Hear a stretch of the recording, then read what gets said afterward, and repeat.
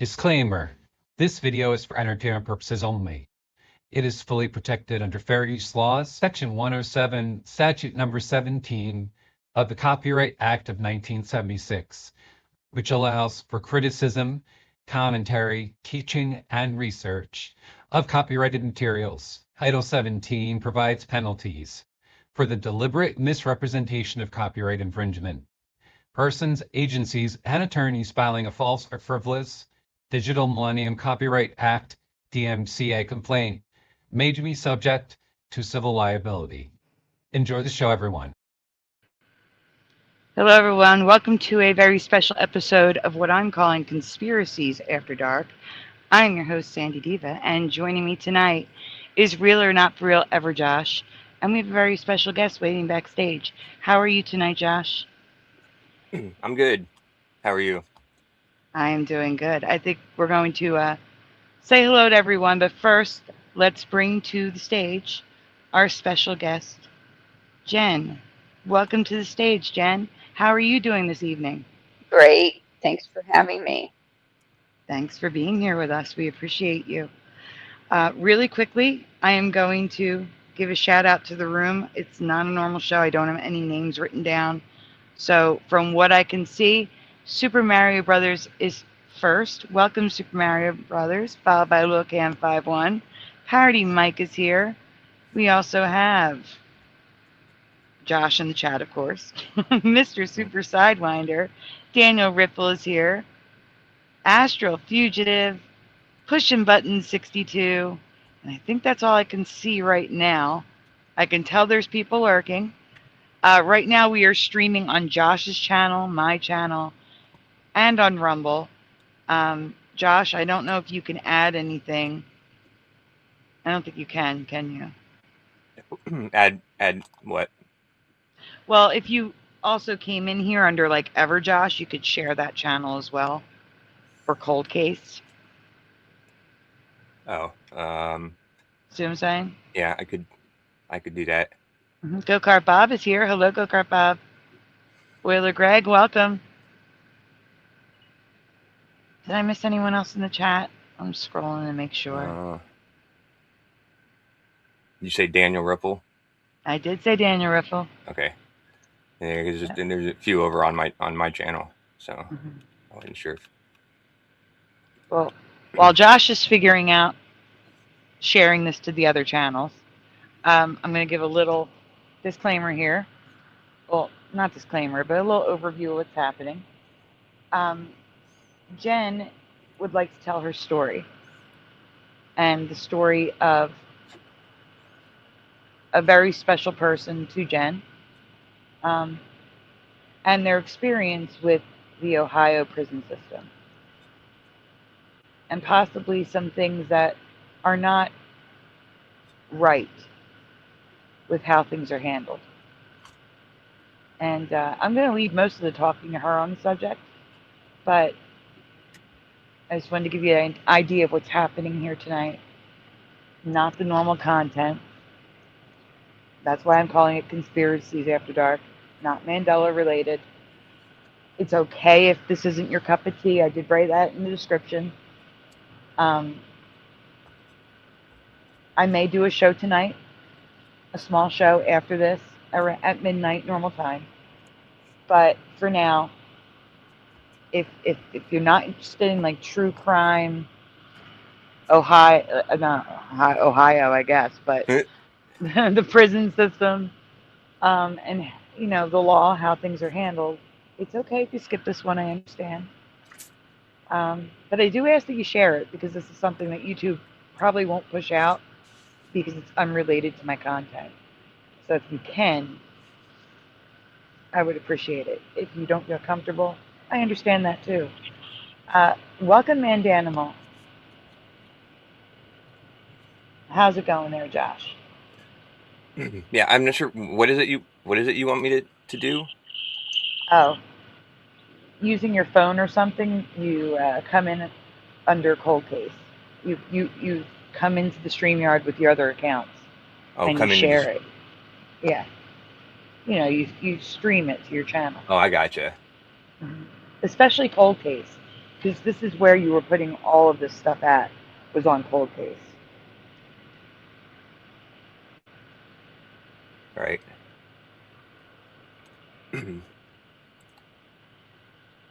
I am multicasting at the moment. Then again, I multicast every show. I'm just telling Josh to extra multicast. That's all. Yeah. While Yeah. Josh is just... I would say we can go ahead and get started. I can figure it out and do that behind the scene.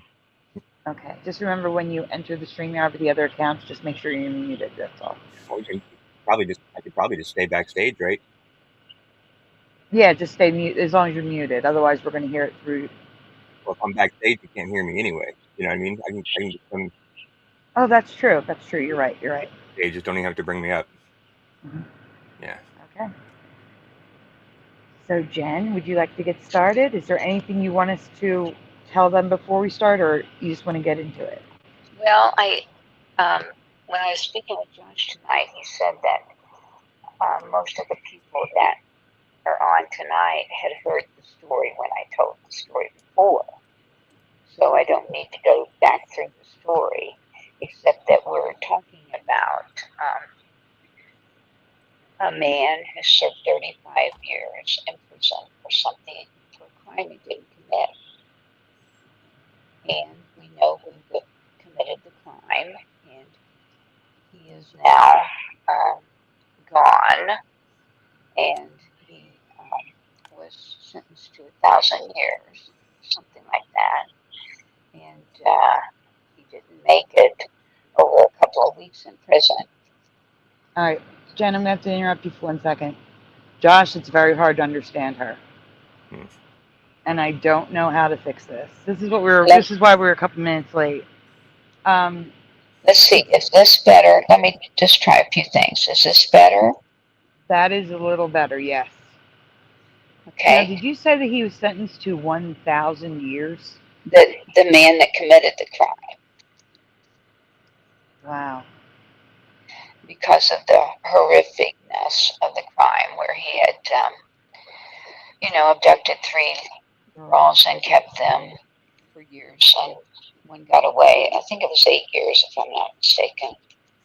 And we are losing your audio again a little bit. Okay. It sounds like you're really far away. Okay, let me see if I can put the mic right there. closer. Whatever you just did, that's better. Right here? No, a second ago. I think you're just too far away from the mic. I think the microphone is in our Bluetooth. There you go. That sounds good. Yeah, whatever you're doing now sounds great. But Josh, I disagree. In case people see this, there are people here who have not seen your streams before. I would give like an abbreviated overview of what you're talking about before you get into the new stuff. Uh-oh. Okay. Yeah. Jen?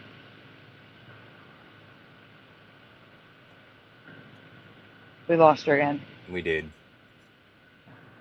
I'm going to mute you. Well, you can mute you. I'm going to mute Jen.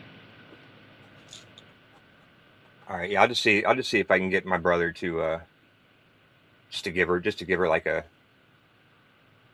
pair of corded headphones or something. Please do so. So, all right. I'll be back. Okay. Hello, Forge in the Flesh, Woo Riders. Since we're waiting here, we'll do the donuts. We're back to the original ones. Uh-oh. No, we're not. What happened? Well, there's a donut for you, Woo. Well, Splatter's dancing donut. Guys, please take a moment, hit like on the stream, subscribe if you haven't already, ring the bell so you're notified when we go live. Especially on weekdays like tonight, because this was a last-minute thrown-together show. Well, not last minute. We've been talking about it for a while. But it was quickly decided to do the show tonight, 2 days ago. And, yeah, there's a donut for you. Yes, 1,000 years is frightening. That's why I wanted to verify it's what she said. And this is why we were a couple minutes late, because we kept losing her audio. I think something in the background stealing it, because StreamYard keeps losing it, but we don't know what's causing it. So hopefully there's corded headphones that will fix this. If not, I don't know what we're going to do. I mean, worst case scenario, Josh will have to call her and put it on speakerphone. Because I could hear her okay that way. Not great, but better than not hearing her at all.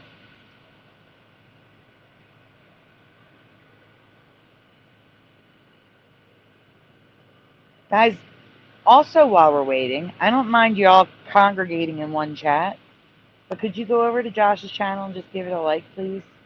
And then come on back.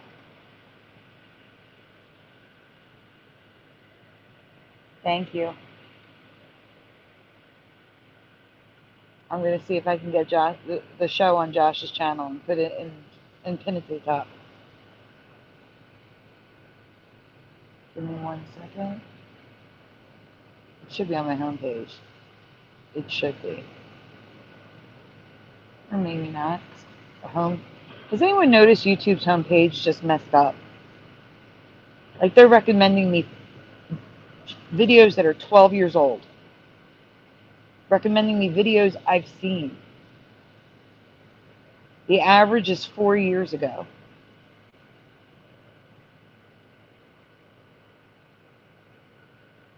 Ever since they turned on that AI algorithm, views are declining, and my homepage is horrible. Here we go. 12 years ago. 11 years ago. Ridiculous. And they're not showing me Josh, even though we're multi-streaming. That's amazing, too. Okay, give me a second. Search on my phone is horrible.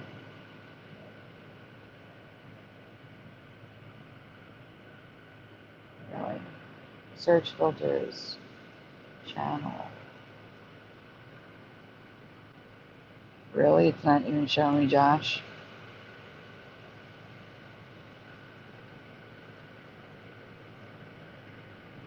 There we go. Okay. My sound is not off.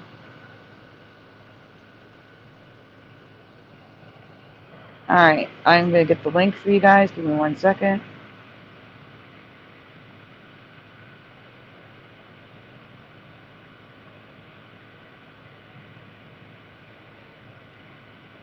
First people are honking outside. Alright, I am putting this stream on Josh's channel and pinning it to the top of the chat. So if you can, while we're waiting for the audio issues to get fixed, please go over there and give it a like.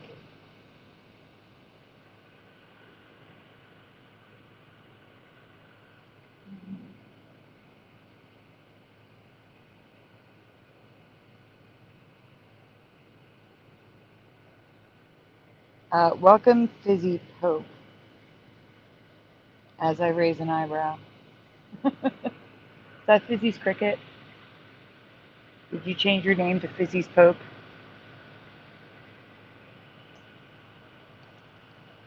Hello, Bigger Pick Chick. Thank you.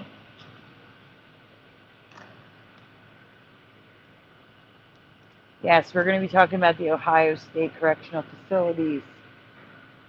Hello, MAMACITA Faith. Again, everyone. Hello, Morgan.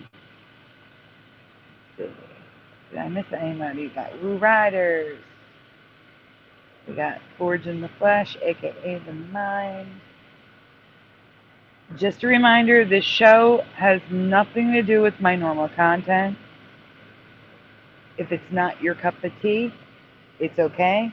But if you like true crime, you're going to have a good time.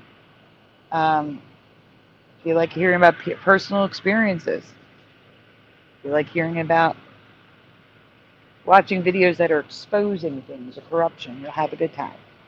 I promise. I'm early only because it's not my show. I don't even know if Splatter's awake yet. But I will say, I did ask Splatter if we could do a short show tonight. I have not heard from him. Yet.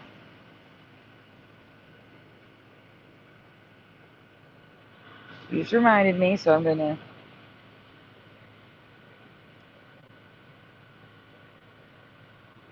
send a reminder message. He did not see the message, so kind of bigger picture. Well, actually, yes, but there's more to it. I don't know the whole story. I'm going to be learning some of it with you as well. As soon as we can get this audio figured out.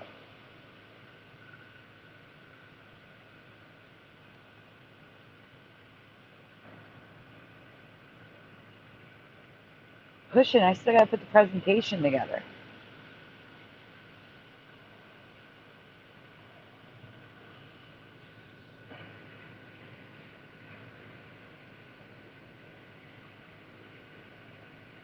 Pushing, you know what you can do? If you have time, go to the group and start asking Splatter if we're doing a short show tonight. Because I could get it done for that.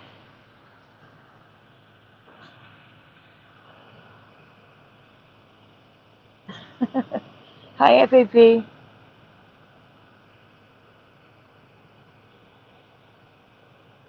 I know what you mean, Bigger Fic. I know what you mean.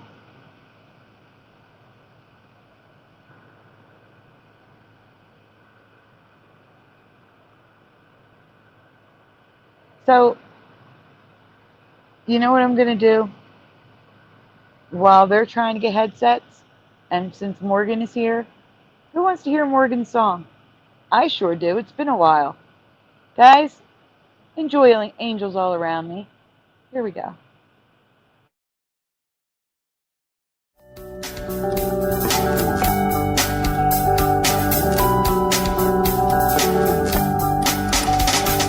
Watching all the clocks run backwards, slowly choking out my lungs, throwing all the stones around me until all that's left is one. Youth and age haunt me nightly until their master's work is done. Give to all just what they're asking, while sex and death is all flesh wants. And while I've got angels all around me, lighting the fires that prevent from feeling. Send your waters inside me. Feel your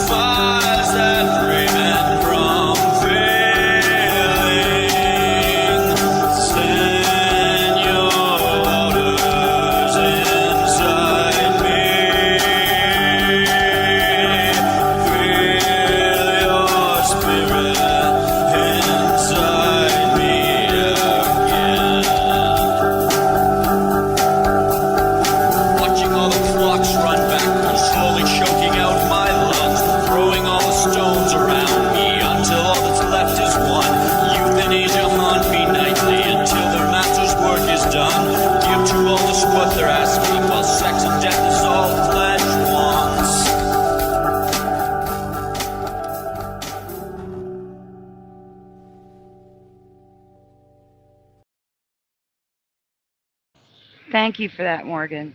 I love your song. Really, I do. I absolutely love it. And I missed it because it's not holiday.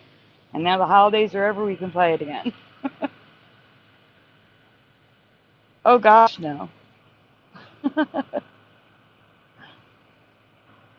That's just the vibe I got from the song, so that's why I made that.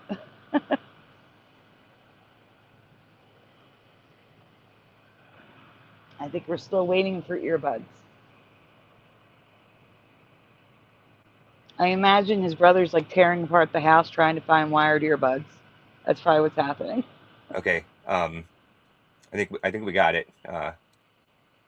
Okay. Actually, you're gonna have to unmute yourself.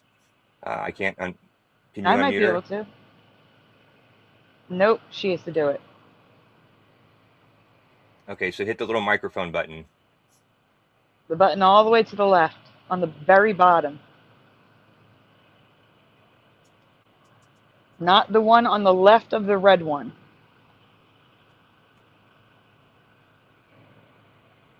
Hold on. Let me just call her.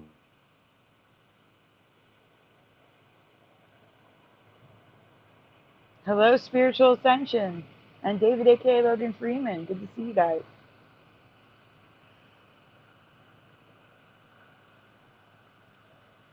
Did I miss anyone else? I think I got everyone. We're having just technical difficulties. We're switching from Bluetooth to wired earbuds. We probably should have gone with wired from the get-go. Hello, good to see you.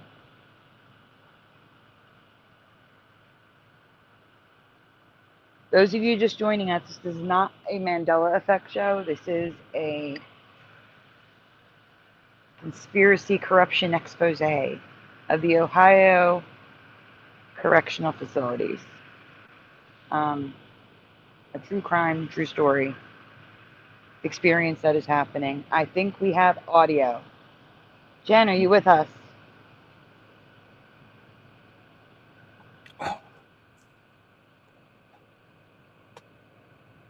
She was there. She figured out how to get it unmuted, and then. Are the Bluetooth headphones off? Yeah. No. Yeah. She's unwired. Were the wired selected in audio? She said they were. I mean, I could hear it. I could hear it through her computer. Like she had it on speakers, and so she changed the setting from speakers to the headphones. And I told her to do the same thing with the mic. And I thought she did, but yeah, I still can't hear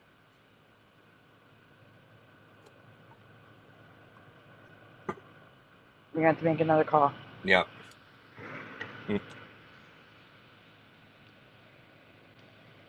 We're sorry, everyone. We are trying as best as we can.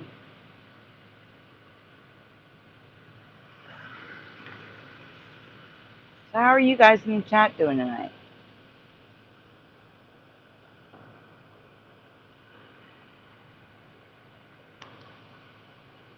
It's okay, pushing.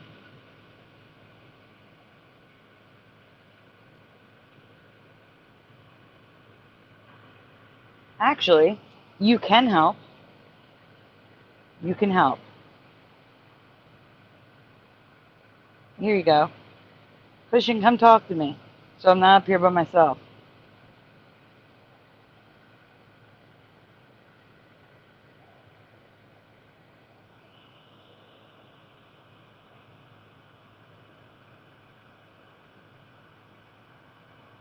What happened, Alone?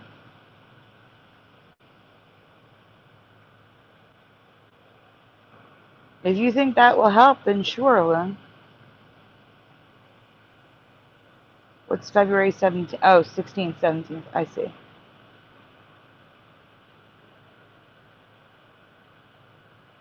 Let's see.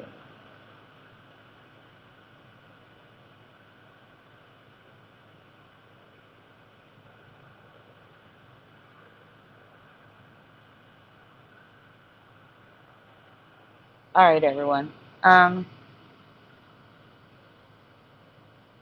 Oh, good. Pushing is here. Hey, Hey, Sandy, what's going on? not much. How are you doing tonight? Doing good. Good. Uh-oh. Oh, yeah, I've got my echo. I gotta go turn off YouTube. Yeah, Sorry. sometimes people don't realize any little thing can mess up the audio. And the Bluetooth will jump to whatever's calling it. So if YouTube's open in another tab, YouTube will take it and take it out of Streamyard, and then we lose it. And now I just lost pushing too.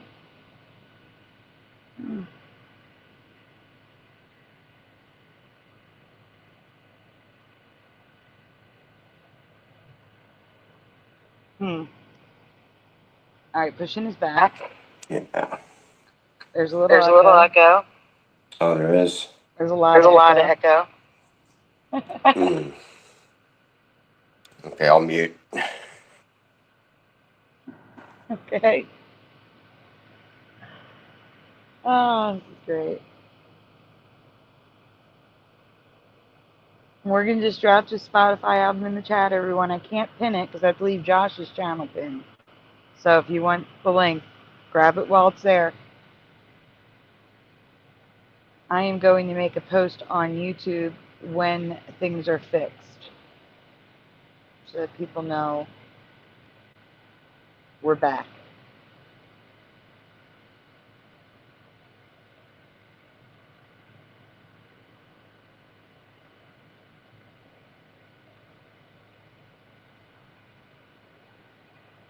Pushing, did you figure, are you trying to figure out why it's echoing? Because it wasn't echoing before.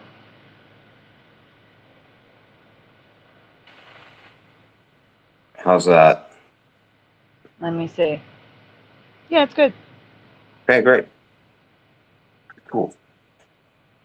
Yeah, I just did the little changing it from default to speakerphone and then back to default. Yeah, it's so touchy.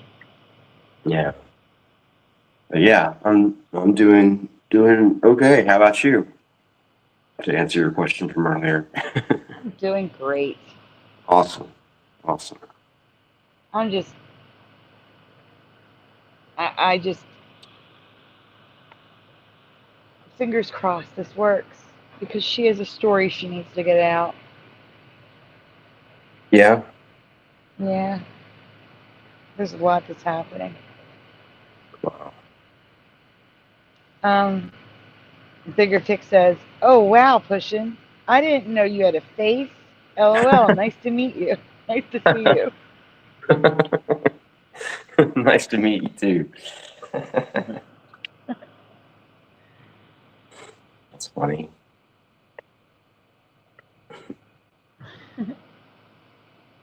Yeah, I was kind of interested in what Alone was talking about in the chat. Same. Yeah, I wish I knew how to shift, I guess, as they put it. But yeah, sounds like they need help. Yeah. One woman said that she did it by taking hot showers. Oh yeah. Remember? Yeah, Yeah. I just don't. Yeah. Hot showers apparently help her shift. I don't know if that helps you, Alone. Because I wouldn't even know how to do that. Yeah.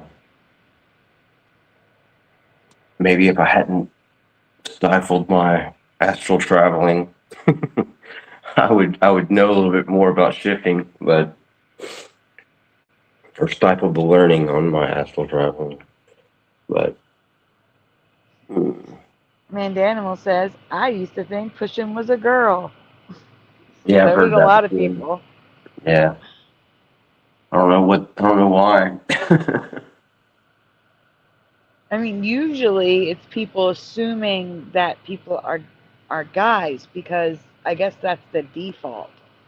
Like people online are guys. I don't know why, but everyone thought Curiouser was a guy. I didn't. You I always didn't? thought Curiouser was a girl. Yeah. Even when she was just doing the slideshow videos Uh, before she ever spoke? yeah, yeah. Like every time that I saw like that, like for some reason, her name just like screams female to me, or maybe not screams it, but you know. It does now that I think about it. A lot of people thought she was a guy. Huh? Yeah, I guess I could see that, but not for me.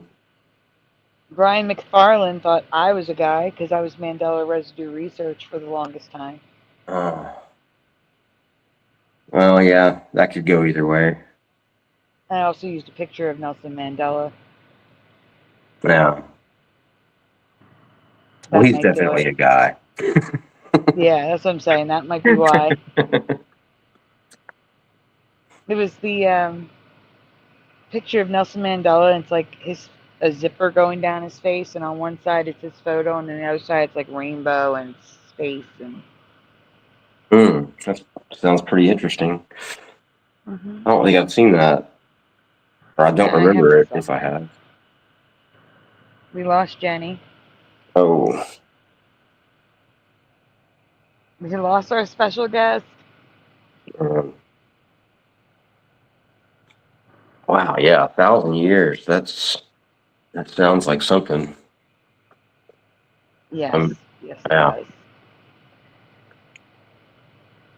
I hope she's not like, I don't know. I guess in any kind of danger from any of that. Oh no.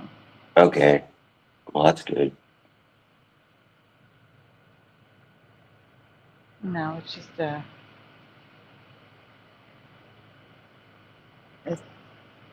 that's why I said I think she needs to give a summary of the backstory for those who haven't seen it, heard her story before, but also, I mean, people forget. They see a lot of stuff and they forget things.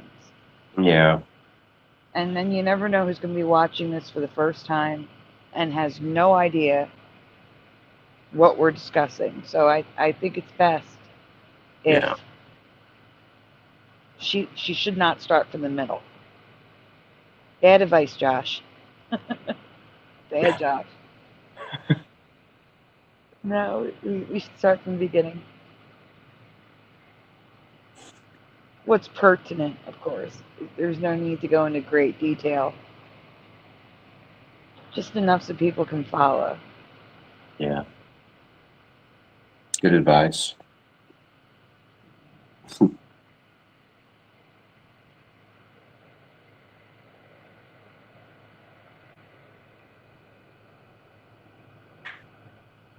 Nothing yet, huh?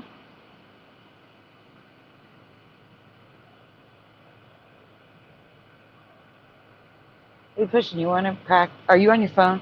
Yeah. Oh, then never mind. You can't. Yeah. You can't present. So. Yeah. I would like to work on that, but yeah, I don't have any of that stuff even on my computer, and I hardly ever turn my computer on.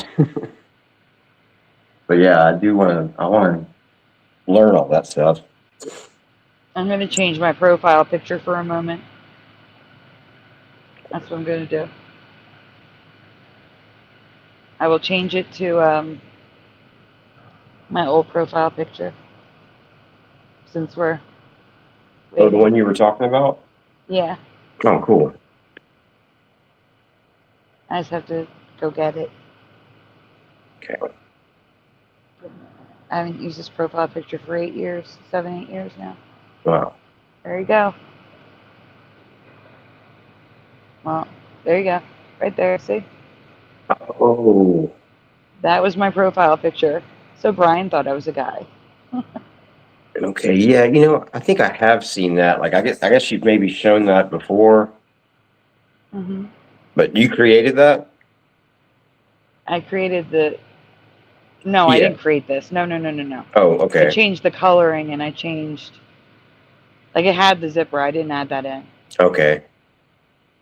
That's cool. It's a cool picture. Yeah, so I you thought I was a guy? And I said I had to break it to him that no, I'm not. He was specifically looking for guys to be on his panel. Why was he doing that? Why was he specifically looking for guys? Because it was all guys on his, all girls on his panel, so he was trying to get a guy. Okay. Yeah, I gotcha. I was like, sorry to disappoint.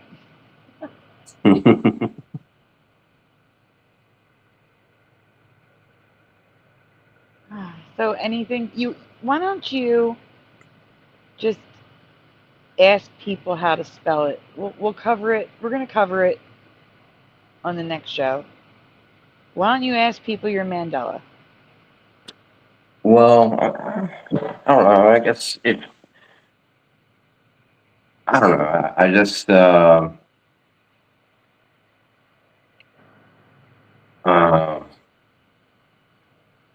right. If you're wanting to do like a presentation on it, I'd rather wait. I guess. Like I'm anxious to do it, but I kind of like having it like done like the way that you would do it. You know what I mean? So I kind of just, Okay. yeah. I don't know. You'd rather wait.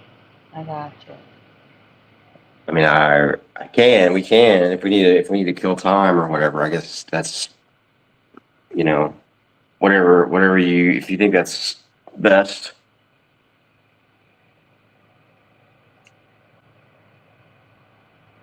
It's up to you. Well, okay. Yeah. Well, yeah. I guess I'll just come out and ask it. How do you guys remember spelling exalt? Kid. It's easier. It's Exalted. Yeah. Right. Exalted. And I can't see the chat right now, so. That's okay. I'll see the chat in 1 second. I'm fixing my profile picture really quickly. Man, the amount of synchronicities we had with all that was crazy, Sandy. Mm-hmm. Oh my gosh, yeah. I can't wait to tell them about that either. Yeah, that was amazing.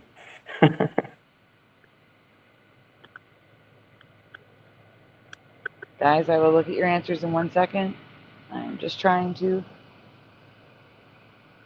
It's been bothering me because I'm not facing my guests. I have to face my guests. It's only right. So I'm fixing it really quickly.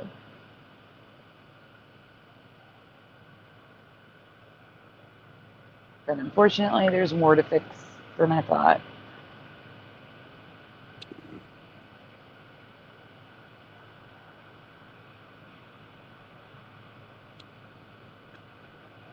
Because it's still set to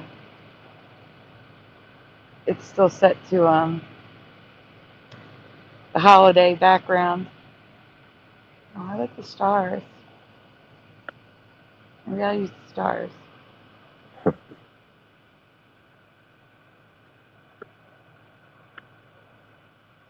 Oh, wait, they're back. Hold on 1 second.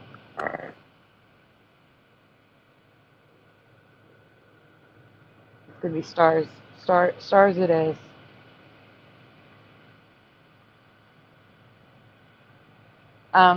Josh? Are you there?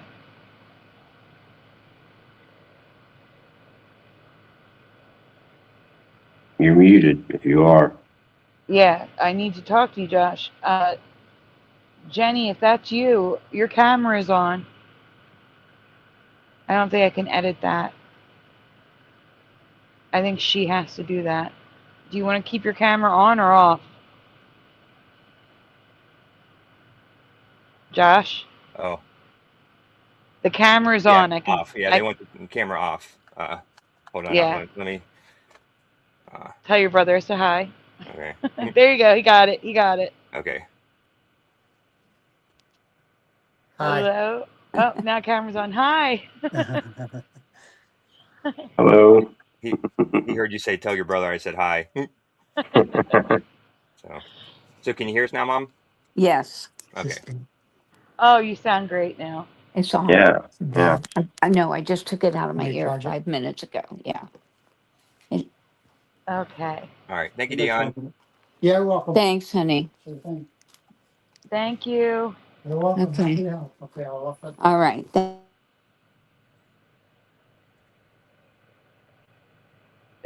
Jenny? Which There we go. There she is. Yeah. There she is. Okay. So, guys, thank you for waiting in chat. We appreciate it. I just made a post saying we're back on schedule now. With that, first of all, Jen, please meet pushing button 62. Pushing buttons. Yeah. Jen. Hi. I Hello, brought him yeah. up here to talk. Nice to meet you, Jen. I've spoken with you through the chat, I think. A little bit, maybe. Yeah, during probably on the show that she did with me on my channel. Yeah, right. So, yeah. But it's nice to meet you. Or meet you again, if that's the case. All right. Jenny, I'm putting you full screen. Please take it away. But I do think you should give a short, like a summary overview of the beginning for anyone watching this for the very first time, who knows nothing about the story at all.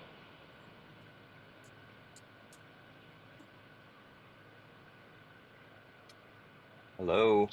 Jenny?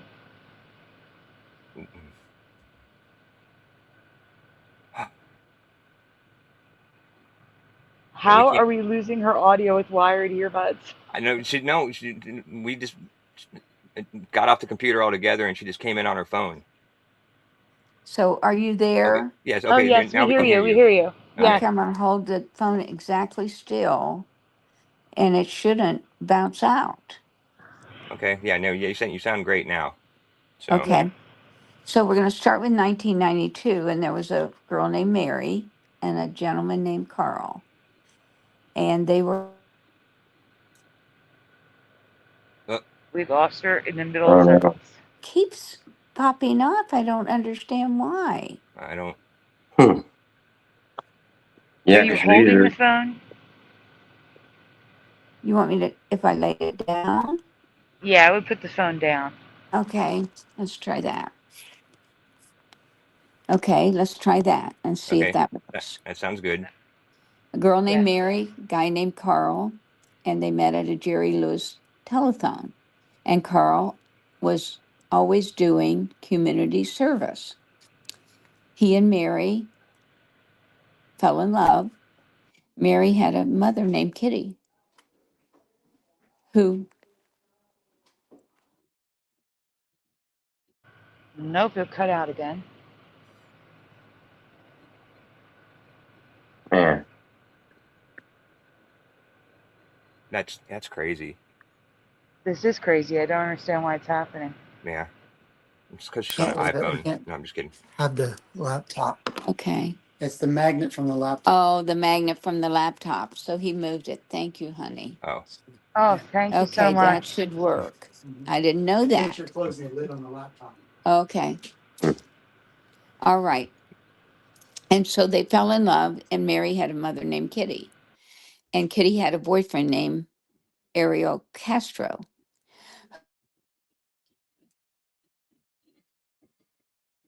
It was not the magnet.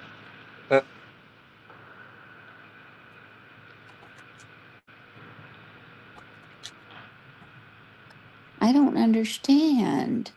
I don't either, because they're wired earbuds. I don't understand It's it either. almost like, when it dies, when it stays open for a few minutes and then it dies, like there. Let me just keep touching it and see if that helps. Oh, is the screen going blank? Yes. Yeah. Oh, that's I know what's wrong with happening. it. Yeah. Okay. All right. So I'm keeping touching it. Wait, no, wait, hold on. Are you using an iPhone? Yes. Okay, do me a favor from the top right-hand corner. I need you to swipe down. There's a battery on it that's going to be yellow or orange. I need you to click that. Battery. It's going to look like a See. battery, and it's going to be yellow or orange. It'll be a white block. You're looking for a white block. You want to make a Oh, I black see it. block. Okay, screen monitoring. Yeah. No, it should be Okay. battery saver. You want to turn low power mode off. It says Elizondo's or Masters. Screen monitoring. No, Your, not that one. Not screen monitoring. It's a different one. okay, battery. I have a lock and a focus. There's no orange or. I have dark mode on. She has light mode. It's probably a different color. Do you see any squares that are turned on that are different color from the other squares? A blue and a green little round thing. I'm just talking about the squares at the bottom. Because she definitely is she has low battery on it. Because that's what does it. When you have low power on, it will turn the screen off, and then that's what's doing it. So she's got to get. You might have to call your brother over again, and go into settings, turn low power mode off. Or just keep touching the screen every couple seconds so that the screen doesn't go off. It's literally every 10 seconds. She's not going to be able to keep up.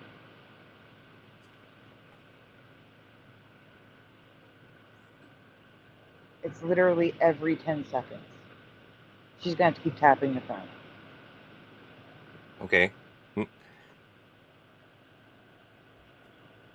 And that's probably what was the issue with the other headphones as well. Now a word from our sponsor, says Mandanimal. There are no sponsors. The technical difficulties is better.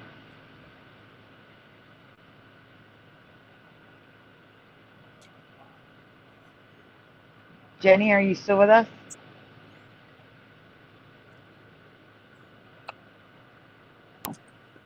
Okay, let's try this again.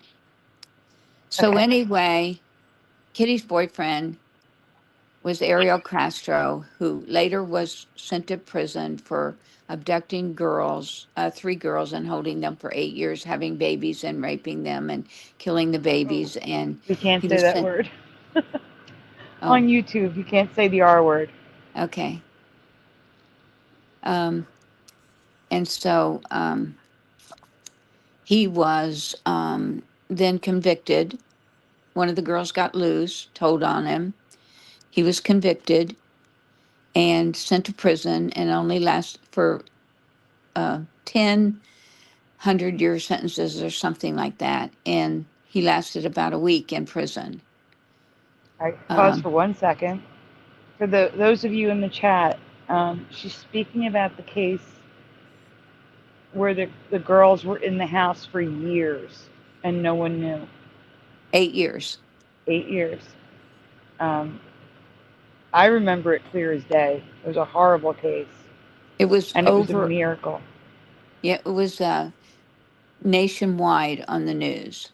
Mm-hmm. Yeah. So Carl ran into Ariel at Mary and Kitty's house because Carl was there for Mary. Ariel was there for Kitty. They were lovers.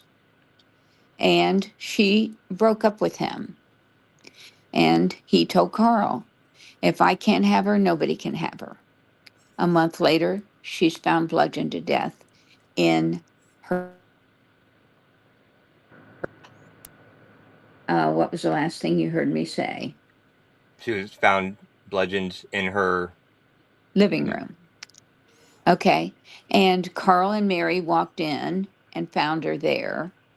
And Carl leaned down to take her pulse and got blood on his sweats and got up immediately and called 911. And the police came and were questioning him and Mary. And he and Mary Mary was crying, and Carl said, "Leave her alone. She just lost her mother." And Carl waited for them to come. And then when he said that, they threw handcuffs on him and threw him in a chair. Later on, they took him to jail, and they arrested both of them, and consequently turned Mary loose, and she was handicapped. She had multiple sclerosis. So Carl went to jail, went to trial. The attorney offered him $75,000 if he would confess. If he could come up with Oh, we lost you.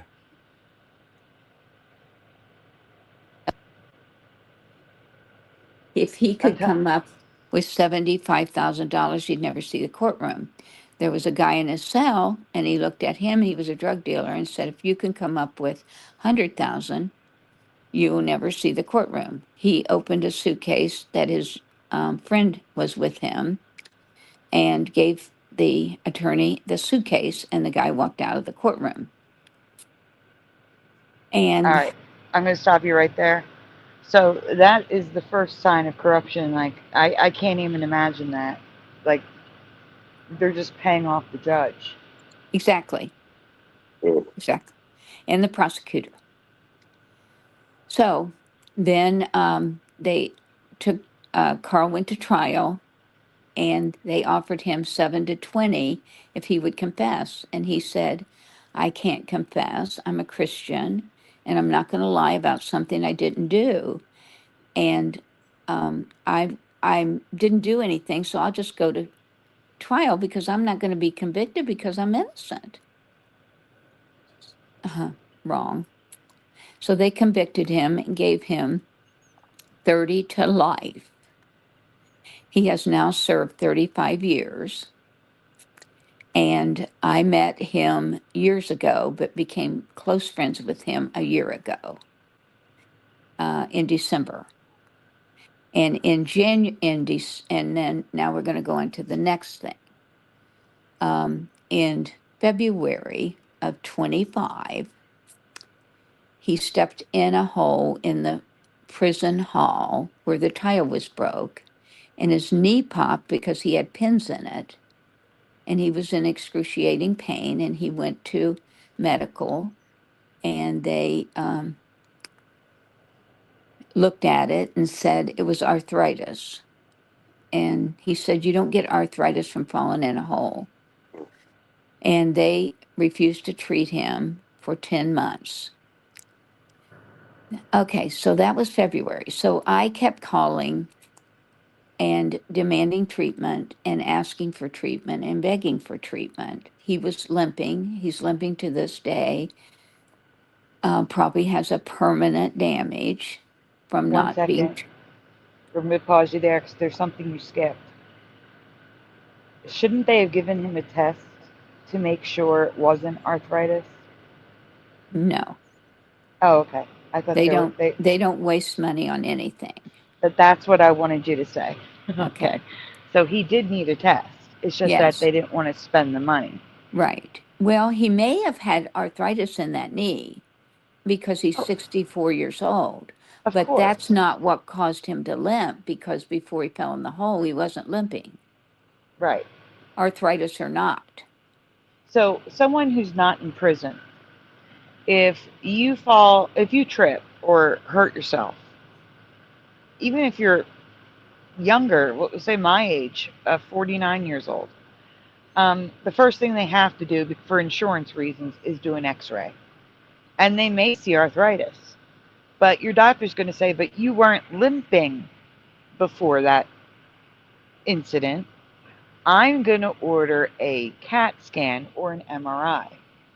Most likely a CAT scan, because an insurance company's more likely to cover a CAT scan because it's cheaper.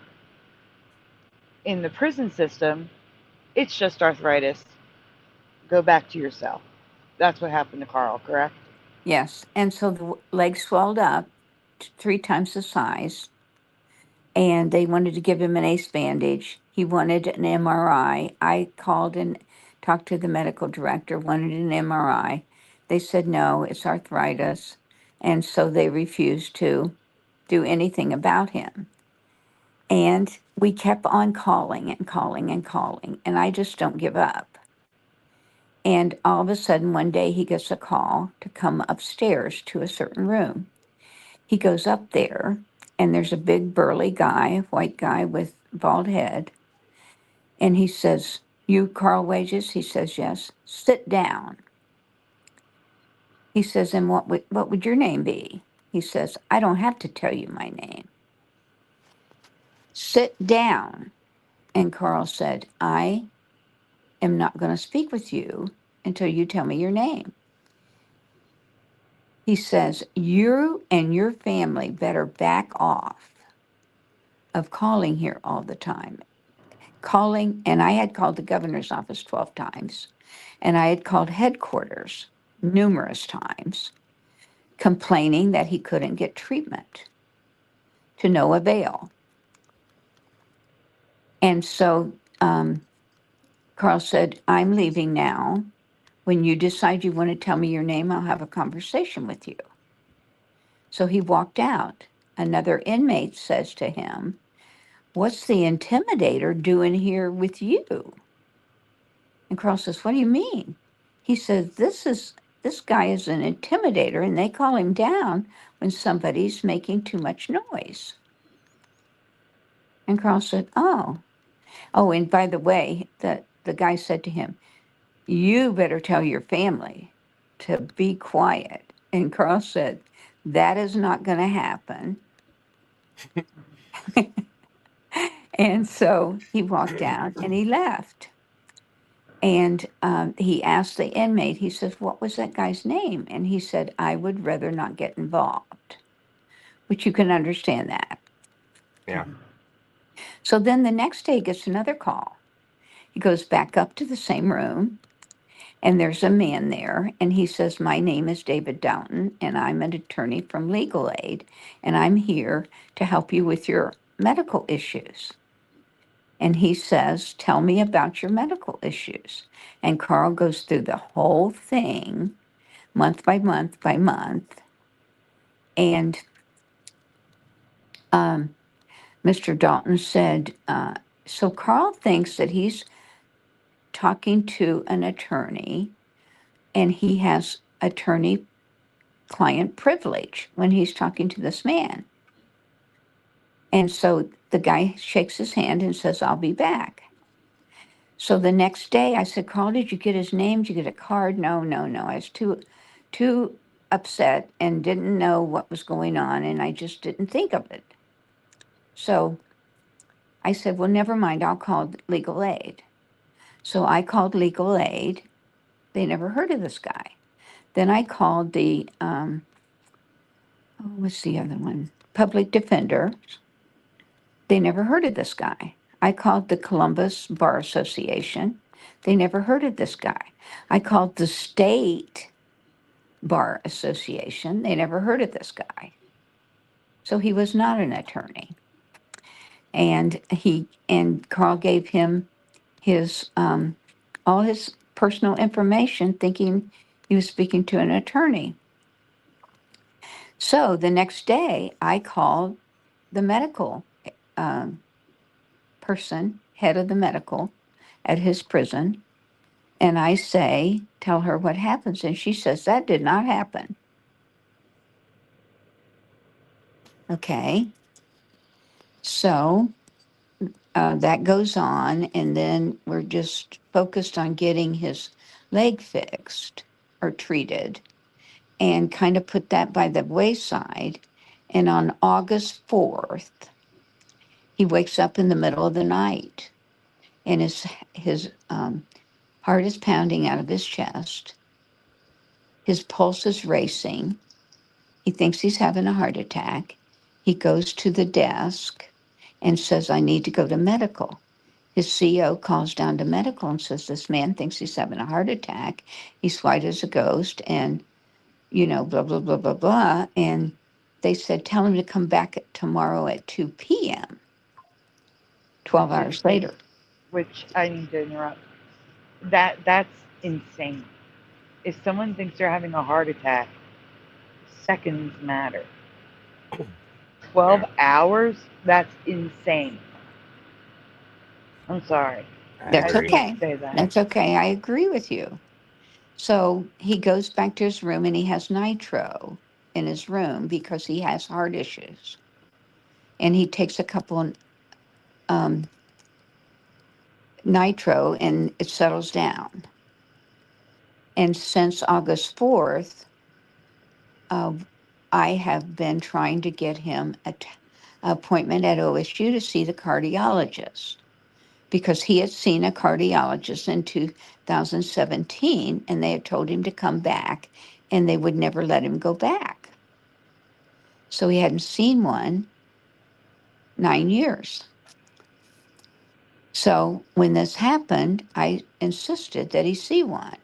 And so they said they would, and they would, and they would, and they months went by. And then uh, in November, they called him down. Oh, we just found your order to see this cardiologist, and we're going to set up a telemed appointment for you. So on November 13th of this year, or last year, Carl has a telemed appointment, and the cardiologist, same one that saw him at 17, said, "Why didn't you come back for your follow-up?" And he said, "They wouldn't let me." And he says, "Well, we need to do this, this, and this." And he told him 3 things that they needed to do. And November 13th. And so then I gave him a week and I started calling. When are you going to do this? When are you going to do this? This was recommended by it was recommended. That's all. I said, when are you going to do it? And they kept putting me off. And December 28th, Carl starts getting dizzy and he fell out of bed. And he's a big guy. He's 6'4" and weighs 250 pounds. And it took a few guys to get him up. And they took him to medical. And he laid down there for 4 or 5 hours and was then able to walk. And he went back to his room and they said, "We'll see you. You can see the doctor tomorrow." So the next day, Carl went down 3 times to see the doctor. And they said, "You got to have an appointment. You got to have an appointment." He says, "That's why I'm here." So they never gave him an appointment.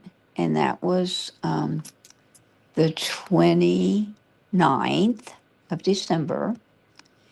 And so on the 30th of December, it was his birthday, and we had a little special thing, video visit, and a little birthday celebration planned. And we have a prayer call every morning at 7 a.m.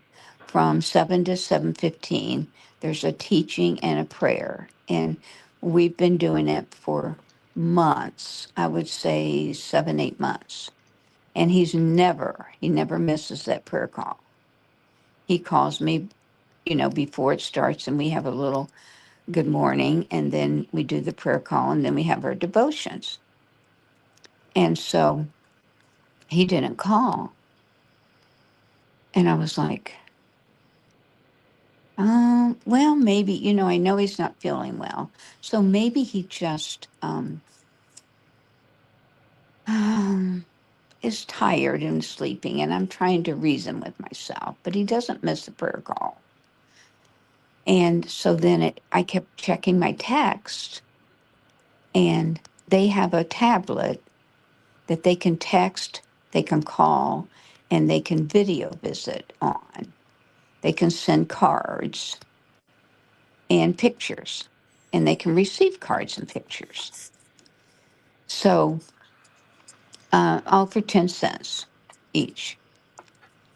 So I keep checking my text to see if he's text me, and all of a sudden there's a word pops up, and it's HELP.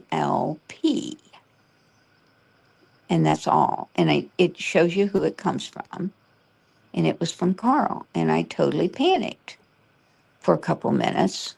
And then I got myself together and I said, no, what should I do? And so I called his case manager and I said, I got a very alarming text from Carl. Would you go check on him?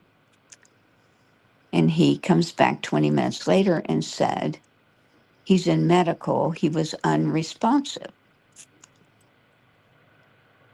So I start calling down to medical and they won't tell me anything. And they won't tell me anything. And they won't tell me anything.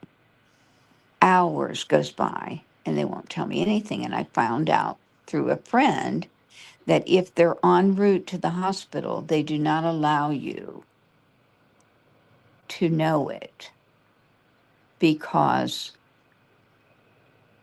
you could, get a gang of people and, stop the van and, you know what I'm talking about. Try to break him Yeah. out. Yeah. Yeah, try to break him out. So he, and so then I waited and it had been several hours. So I called OSU, Ohio State University Hospital, because they service all the 29 prisons in Ohio.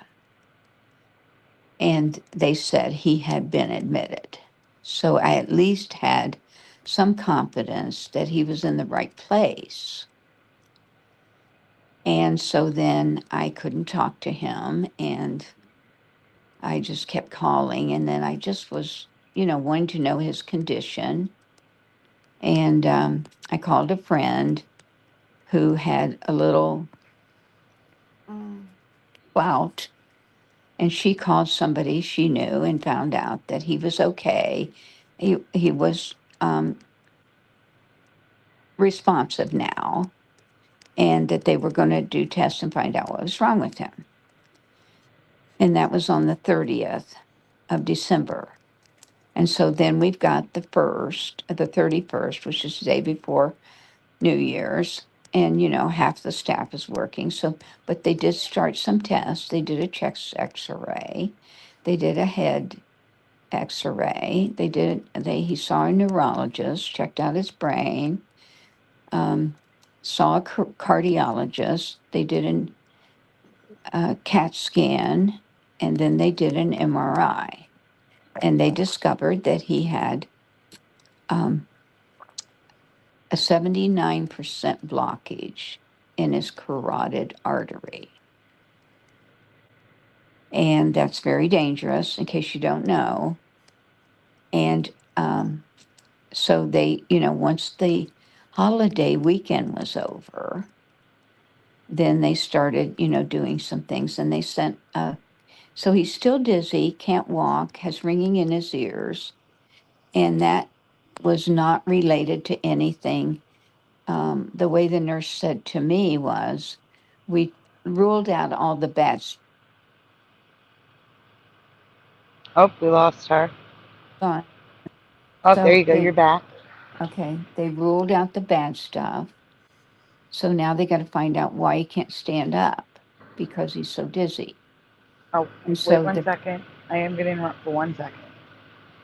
I just want everyone to remember that he has nearly an 80% blockage in his artery, which could also be restricting blood flow, which could be making him dizzy. But just remember that detail, that he is almost an 80% blockage in his artery. That is a serious condition. That is very life-threatening. Go on, Jen. I'm sorry. So that's okay. And so the physical therapist comes in and she puts pillows under his back and throws his head back and turns him over one side and stands him up. And she looks at me and she says, I know exactly what's wrong with him. He's got blah, blah, blah, blah, blah, blah, vertigo. And the crystals in his ears are off. And we can cure this with physical therapy. 30 minutes later, after she put that in his chart, that he's gone.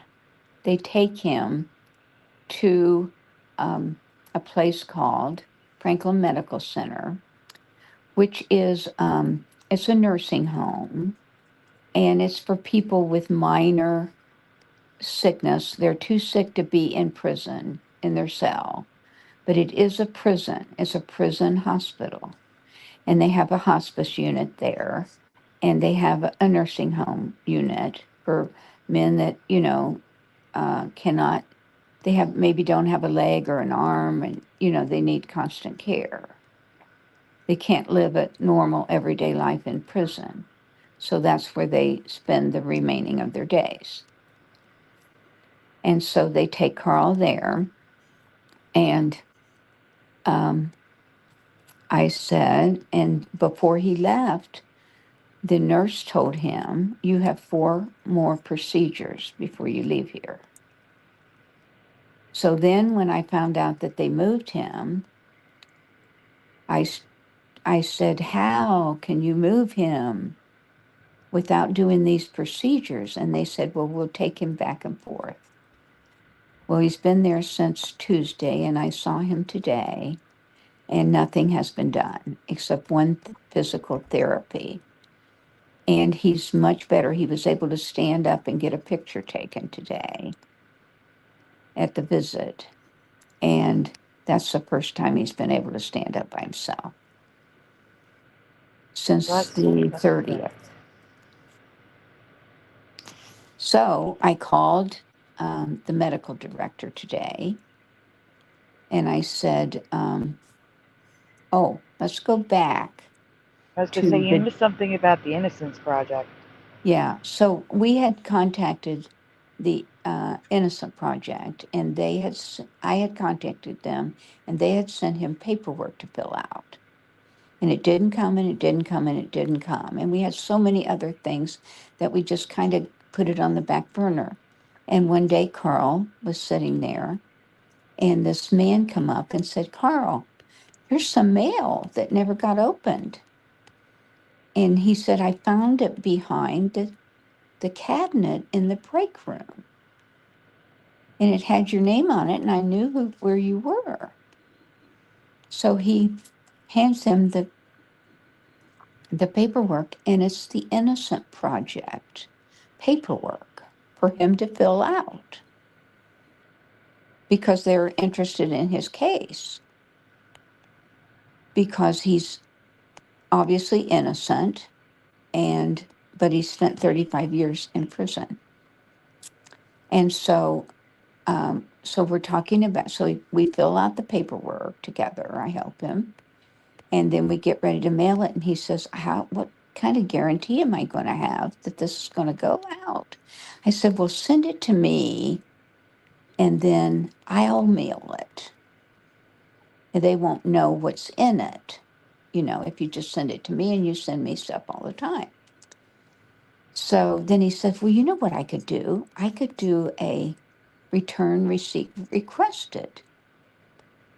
So he went and paid $10 to get, one of those little green slip that you're supposed to get once they receive it.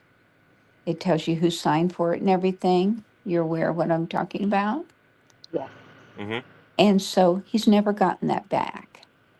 So that's the other thing I have to do on Monday. I call the mailroom and ask why he never got it back. So I'm going to pause you there a second.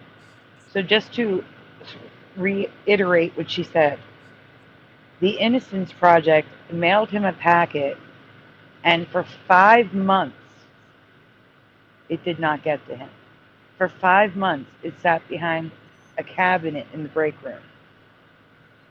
And finally, someone brought it to him, and he sent it back, and somehow it didn't make it to them,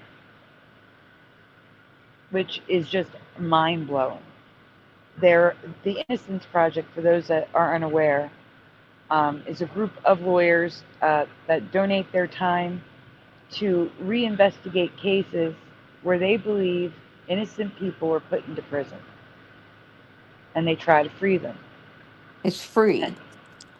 Yeah, they donate their time, their resources, because they see these men and women as victims, because they are victims. They were innocent and sent to prison. And a lot of times it was before DNA testing. DNA got corrupted. You know, there's not corrupted. What's the word I'm looking for? Contaminated. That's the word I'm looking for. Things like that. So they were interested in his case, and 5 months was wasted because it was behind a cabinet. And then he finally mails it to them, and they never receive it. So I'm I gonna mean, call, I'm gonna go call ahead. Monday and confirm that they never received it too. Okay. Because they may have just not given it back to him. But I am gonna check that out. But, so on December 26th, the day after Christmas, before he got ill, sicker, he was called on up to have an appointment at the psych office. And he calls me and he's all upset. Why they're trying to say I'm crazy. I've never been to the psych office in my life and never had any issues. And why are they doing this? I said, just go see what they have to say. I said, Carl, it could be good news because I had the week before sent a 10-page document to the parole board asking for an early parole hearing. Now, let's go back a minute. He's been up to parole for 4 times. After 20 years, he could go up for parole. And they have not allowed him to leave. And one of the reasons is he refuses to say he's guilty because he said, I'm a Christian and I'm not going to say I did something I didn't do. And if, he would be proven innocent, the state would have to pay him for 35 years. Yeah. But if he admits to the crime, then he would have no case. So I read the handbook and went through all the, it took me months, put this package together, and I went through everything they said that you had to do to get a early parole hearing and documented that Carl had done every one of them. And the last time they said that he didn't get parole because he had a recent ticket, and he had a ticket, but they didn't bother to see that he was found not guilty. And a ticket is a reprimand for doing something wrong. And there's all kinds of different punishments that can come with a ticket. It can be, they can hold your commissary, they can hold your phone, they can hold your visits. There's always different, degrees of punishment. And he was held in what they call the hole for 3 months while they investigated it and come to the conclusion that he was innocent. But the person that looked at the parole didn't bother to find, they saw the ticket and the ticket never goes away, but it's the disposition of the ticket is down at the bottom and you have to look for it. And they said he didn't have anywhere to go, and he did have some places to go, but he didn't have anything documented. So this time we had 4 choices for him, and they were all 4 documented with letters of acceptance. So, it was a pretty good package, I thought. And after she got it, she says he doesn't qualify. And I says, why doesn't he qualify? He met every requirement. She said, because the rule said on page 27 that if you get 7 years on your last parole and you serve half of that time, which Carl served 4 years. He got 6 years and he served 4 years since his last parole. And that you have, that's one of the things that you can have, and your circumstances have changed, which they have. And then you can you can get an early parole, but not if you had 6 years. And he got 6 years. And they did that on purpose so he wouldn't qualify for an early parole. So officially, right now, he has 2 years. But, we're not accepting that. We're going to try for a medical relief now and whatever else we can come up with. So we're going to fight, continue to fight for his freedom. Now, So now, under the let's under the go ahead. medical parole, why Yeah, don't you tell them the requirements for the medical? Well, actually, I would explain that there's two different requirements based on how long you've been in prison, because that's ridiculous too to me. That you have to have. It almost seems like if you're new to the prison system, it's easier than if you've been serving time for a long time. that's true. So, if you came in after 2002, you are never paroled.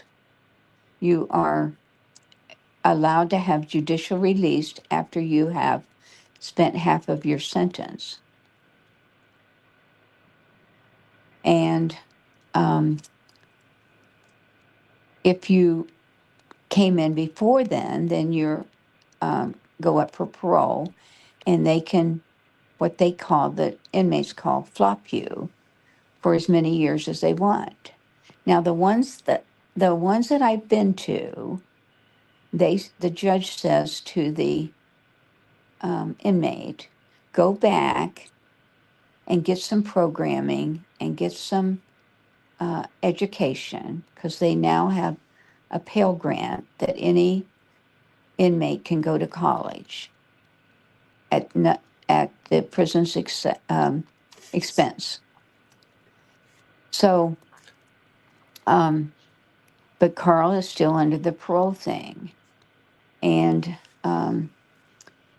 he wrote a 15-page document a few years ago, which he should have never done, about the corruption in the parole board and how eventually, with this new law, the parole board is going to be out of a job because all the old timers will have died off or left, and there'll be nobody else on parole from 2002. And that hasn't helped him either. But he did wonderful research on their salaries and everything. It was pretty intense. So now let's go back to December 26th again. This is before he got sick. He was called up to psych. So the psych person, supposedly the psychiatrist, asked him all these questions, the typical questions. Have you ever tried to hurt yourself? Has anybody ever tried to hurt you? Have you ever tried to hurt anybody else? And I'm thinking, well, this is good. They're trying to find out if he's stable enough to leave. And so then Carl, the guy pushes some paper towards him, and Carl said, do you need these back? And he said, no, you can take them with you. And what they were interstate compact paperwork, which is what you have to leave the state on parole. And we're all excited because we think he's going to Florida with me. And so that was the 26th of December. Then he got sick, so it's been kind of on hold. So I called Miss Clemens, which is the person that reviewed his early parole packet, and she told me that he doesn't qualify because he got 6 years instead of 7. And then I told her about this man that came to see him. And she said there was nothing in the making like that. So now we have a third fake person. And so she turned it over to Constituent Affairs. And Constituent Affairs wrote me a letter and said that the parole board had nothing to do with that meeting. They are not considering him to go to Florida, and they have no idea who that was. Maybe I should check with his case manager. So I called his case manager and I said, Mr. Davis, can you tell me who wrote the pass out? Because they have to have a pass everywhere they go. And he called me back and he says, there's no pass that day or the day before or the day after. Well, I knew there wouldn't be one the day before because it was Christmas. And he said, there's just no pass. And I said, well, how does that happen? He said, well, if hardly anybody was working that day, so they hand wrote a pass. And there's no copy of it. Well, Carl has a copy of it in his pack up, because when you leave your parent institution, they pack your stuff up and supposedly put it in the vault. Most of the time you never see it again. But, and normally when he gets a pass, he sends it to me so that it's out of the prison and I have a copy, or I have the pass in case we need it.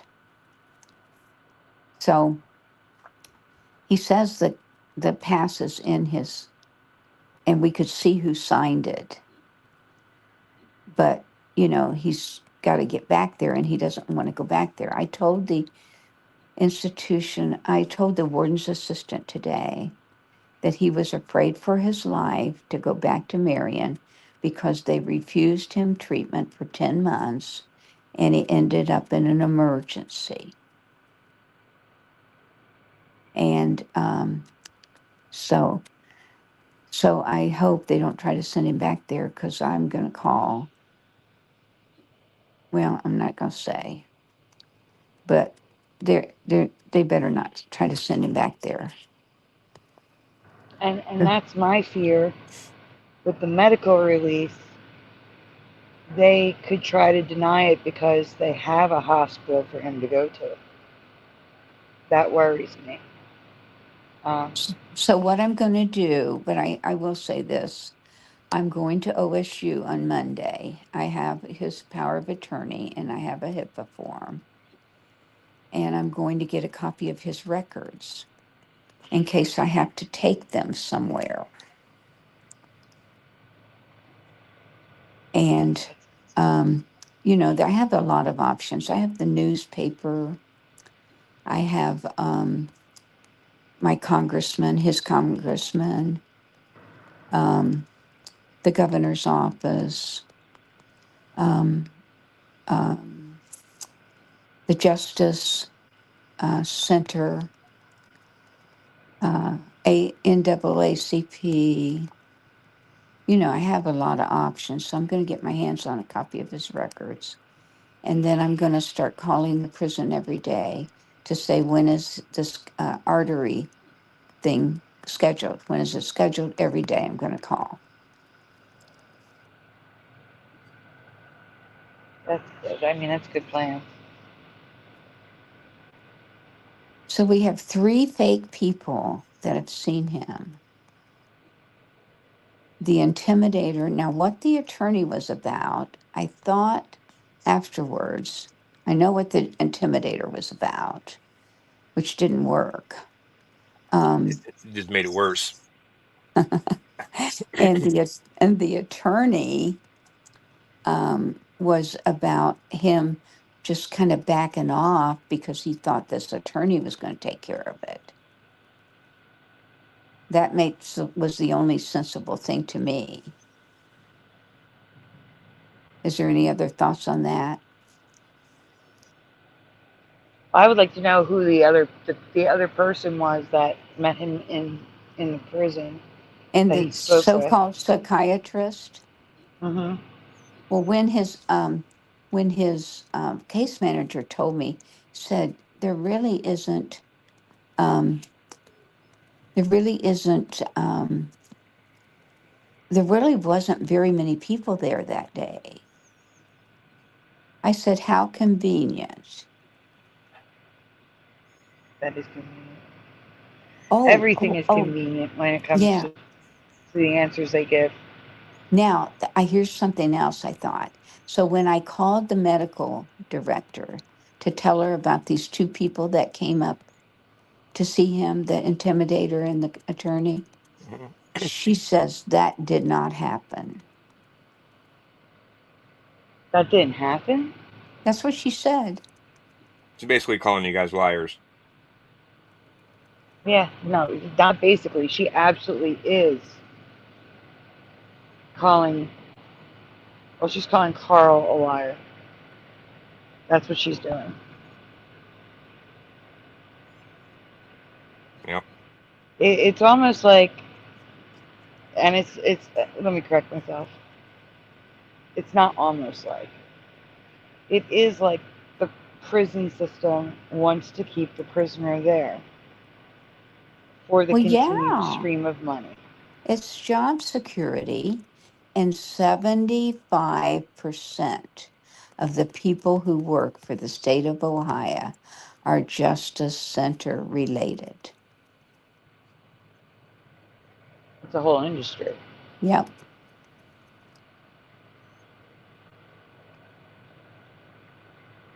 This is just crazy to me.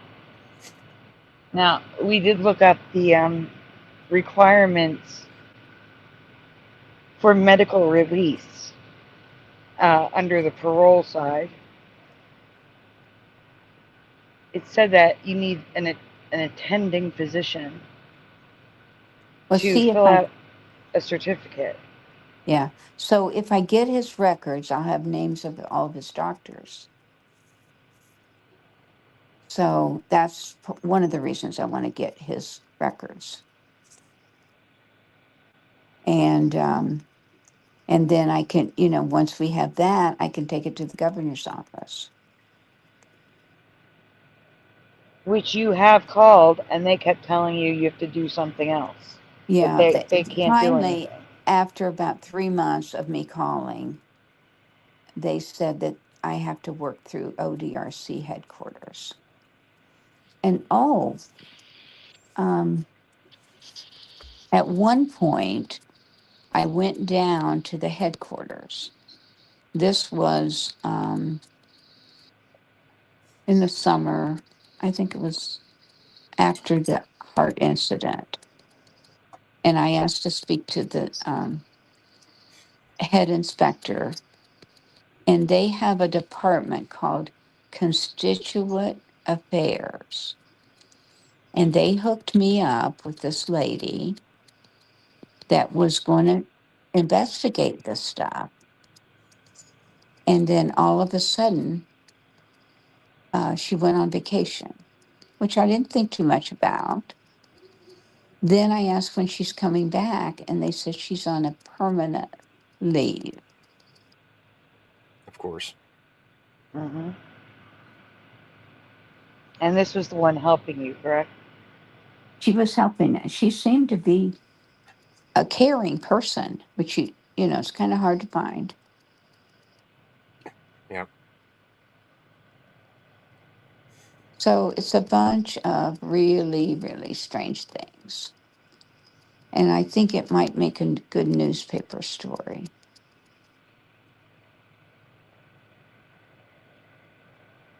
I don't feel that newspaper reporters go out on a limb anymore to get stories out there if it goes against a large organization that has power. Not There like is a back in the couple day. that there's a couple that have written some stories about, suspicious murders in prison and, things like that. So there's a couple that'll risk it.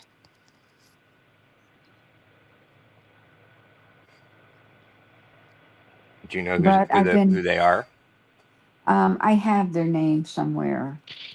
And there was even a lady from England that contacted Carl.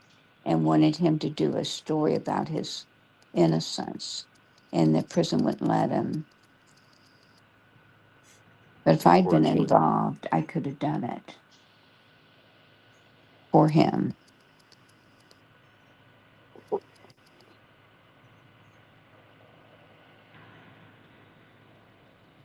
So, just to recap, just in Carl's case and just the details that we know of, he has met with 3 people that no one has a record of. No one knows what he's talking about. And one was even implied Carl was lying. His injury to his knee was dismissed as just arthritis, whereas if you were not in prison, you would be sent for follow-up tests after the x-ray.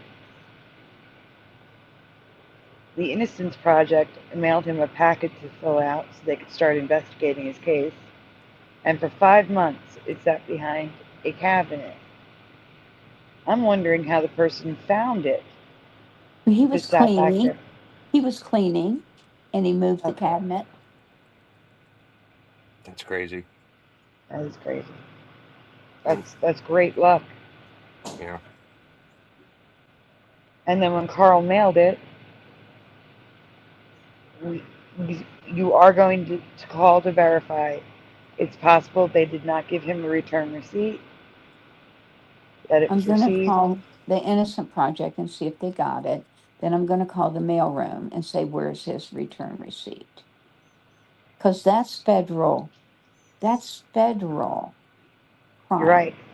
Yeah. It is a federal crime to tamper with the mail. That is correct.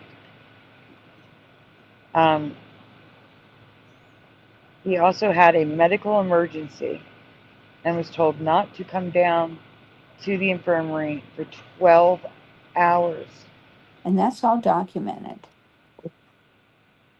Thank God he had nitroglycerin in his room. Yeah.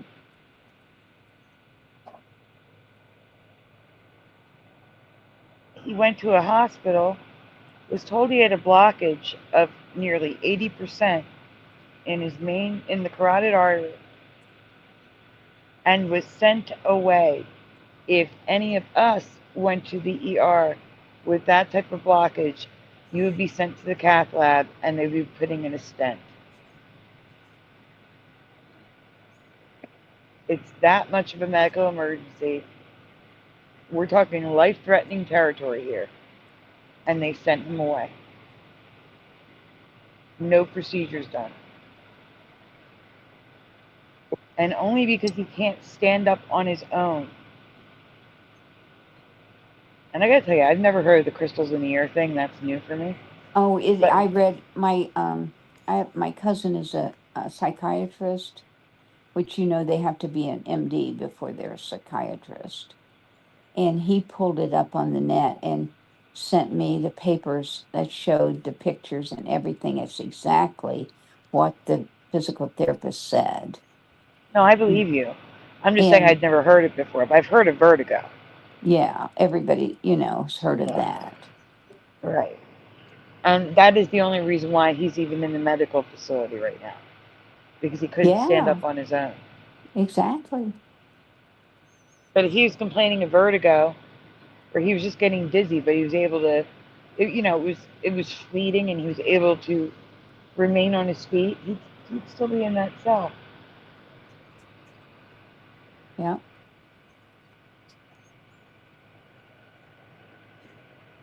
So, we believe, Sandy, that when you're a Christian and you're serving God, that nothing happens to you, that God doesn't allow it. Now, He doesn't make the bad things happen to you, but He allows them. And so I told Carl, I said, we couldn't get you here one way, so we got you here with vertigo, which is not a life threatening thing. And now, we know what's wrong and we can, fight for getting it.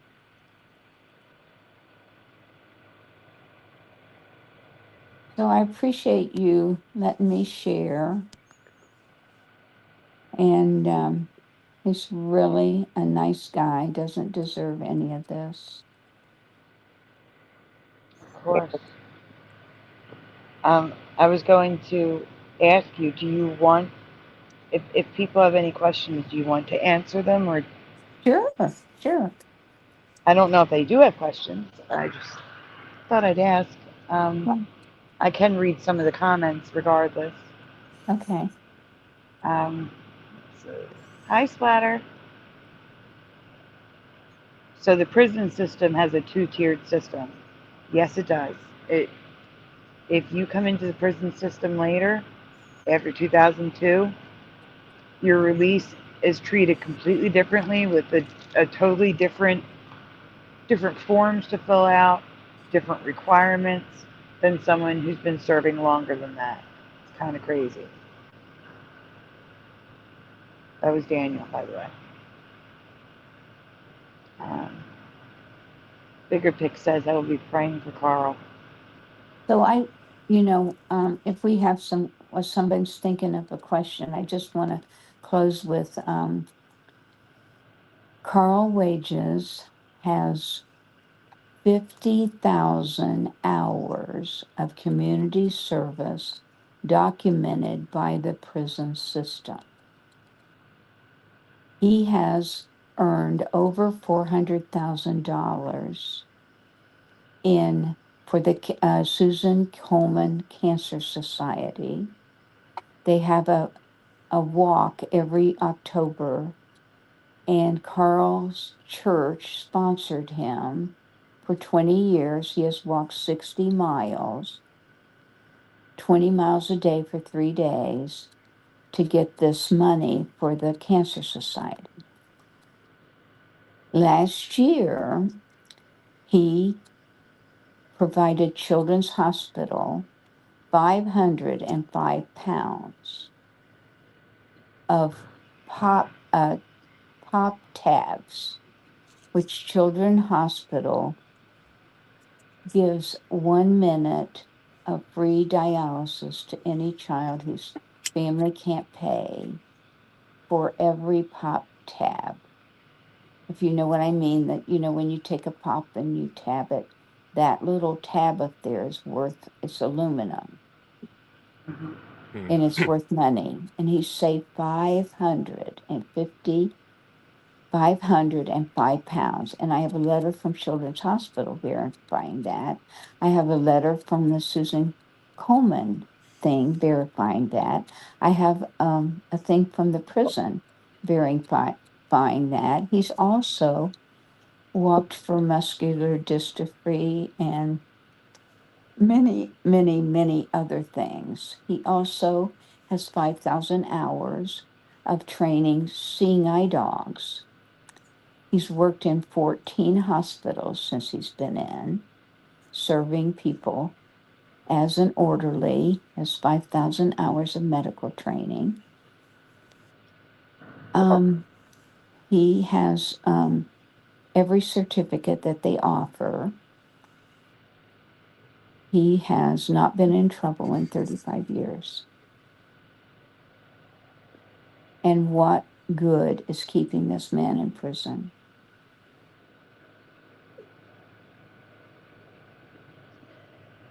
That's horrible. Well, I need to clear something up for Mandanimal. Carl did not pay any money. The person in the cell with him, a drug dealer, paid money. According to Carl, the drug dealer that was in the cell with him, his friend brought a briefcase of money for their case. But Carl didn't pay anything. He went to trial. Because he didn't have it. He says, I'm a truck driver and I can get it. No, we have to have it today. And he says, that's okay. He says, I'm innocent, so I didn't do anything wrong, so I'll just go to trial.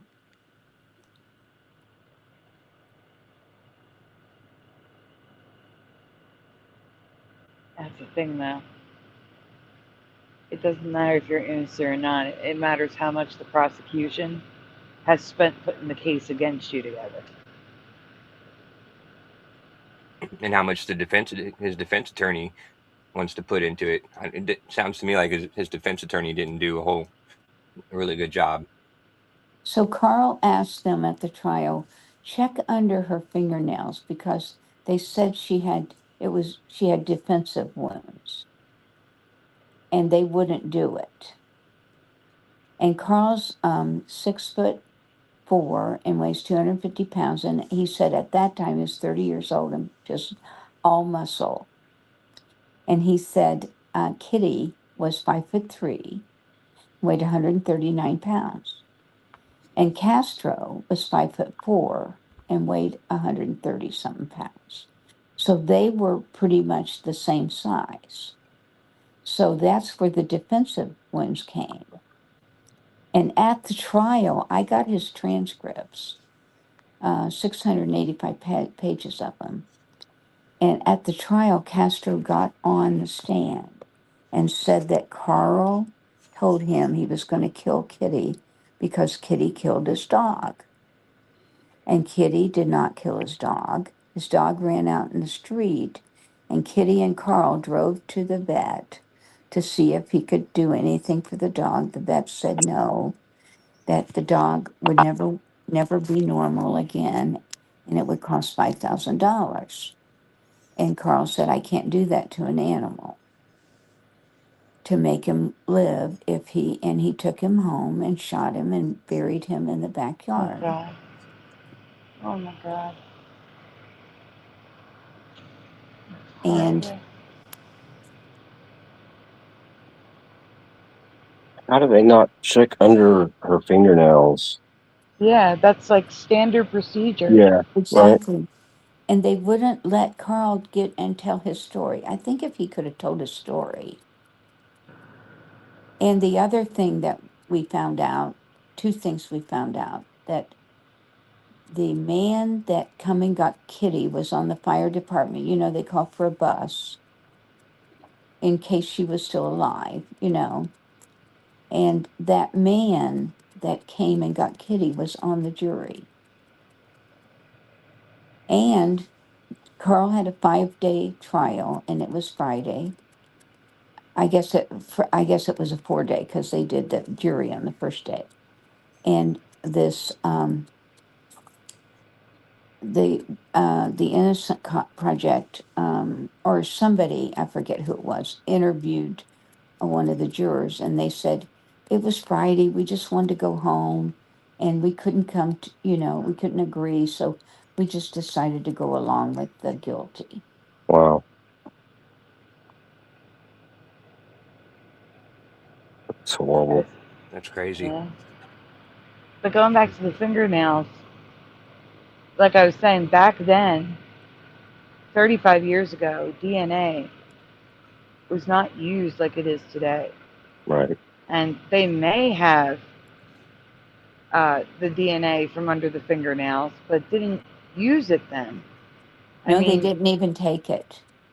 That doesn't make that That's doesn't. mind-blowing. That would be like a mistrial. Well, yeah, for sure. Because if they didn't do it at the crime scene, the medical examiner should have. I was going to Or say, an autopsy. Yeah. should have definitely been something done an autopsy. Yeah. Latest. And she had bruises underneath her arms. So, honestly, if Carl would have wanted to kill her, all he had to do, there would have been no fight. 5'3", 139, 6'4". But when she had bruises under her arms, which means that she was holding them up while he was beating her. Castro was beating her. And he wore a long sleeve shirt to the trial, and they asked him, where were you this night? He said, I was in Mexico. And they said, where's your ticket? He goes, oh, I left it at home. And they never demanded to see it. I mean, honestly, Sandy, you think about it. When somebody dies, who's the first person? The boyfriend or the husband, right? Yes, that's the first person they usually look at, correct? But they didn't even look, well, I think they did look at him, but I think he had money. And it shows what kind of person he was when, years later, he abducted these girls. I'm surprised that after he was arrested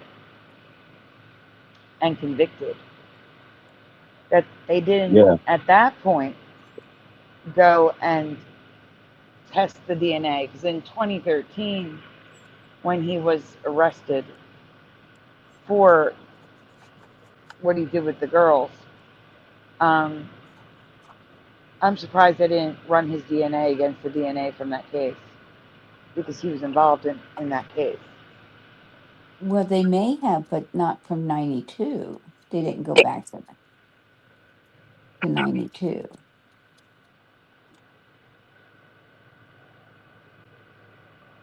Josh, is that coming from your mic? No, I was muted. Oh, okay. Oh, mute. No, you're okay, pushing. I don't hear it anymore. I didn't hear it.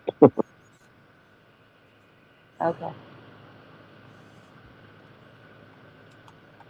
Let's see.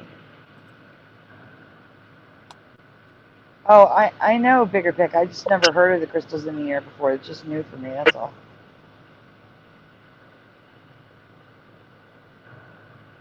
There is a question from Mandanimal.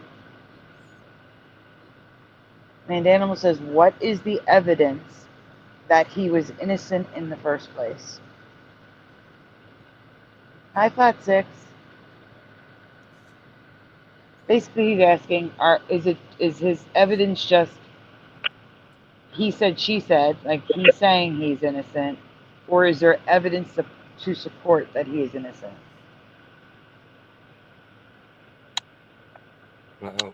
Did we lose her? She's still here.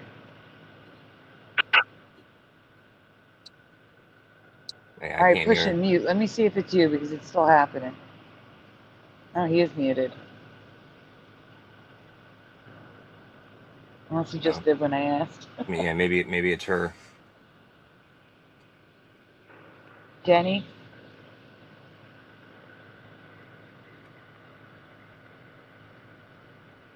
Turn your screen back on.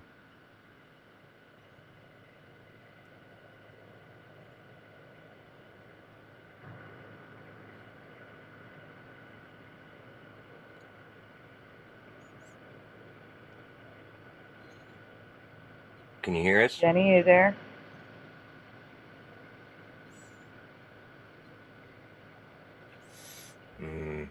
I don't know. I'll try to give her a call. Okay.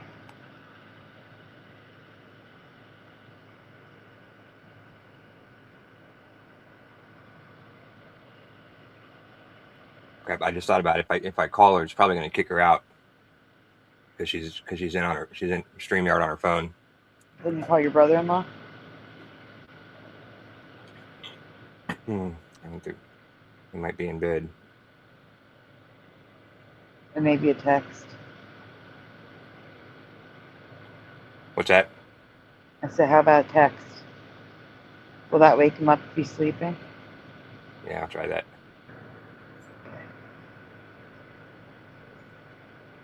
So guys, we are going to have a show tonight. Our usual time. It's not going to be a long show. It's going to be a short show. Just to give you a show, a regular show, you know what I'm saying? And Pushkin's going to come on. We're going to present his Mandela effect. Okay? Yeah. Pushkin? Okay. Yeah. Yeah, thanks for all the answers in chat from everybody. I went back and looked at those interesting answers. The only answer I saw was astral, and he has the current memory. Yeah, I didn't see the other ones. They had disappeared. Yeah, he changed it around. I think he started off saying the current way, and then he said it with an H, but the current way. You know what? Now that I saw the H, I remember the H. Isn't that Yeah, messed up? good. That's interesting. Because I really I have a problem with that word, I guess, because I really don't know what I remember, but I don't remember the way it is now. That's surely that's my Also, definitive. Hmm? also to clear something up, man, Danimal, the one that was in Mexico is not Carl. The one that said they were in Mexico is Ariel Castro. Again, Ariel Castro is the one that made national news because he kidnapped, graped, like grape soda, had children with 4 girls that he imprisoned for 11 years, 8 to 11 years. And unalive children, right? Isn't that what she said? I'm sorry? Didn't he also unalive some of those children? Not in the way you're thinking. Oh, Uh, okay. he Well, forced abortions oh, okay. by beating the women. Wow, man. Not that that's any better. No. Whereas Carl has been in prison for 35 years, has caused no problems, has not Wow, gotten into trouble. that's sickening. So if we're just going by words, you have the word of one that's been in prison for 35 years without causing any trouble, and someone who walked away from that case, went on to capture, kidnap, and imprison 4 women. I think it was 4. 3. 3 Yeah. women. Do horrible things to them. Oh, and when he took them, they were children still. They were teenagers. And 1 or 2 of them gave birth.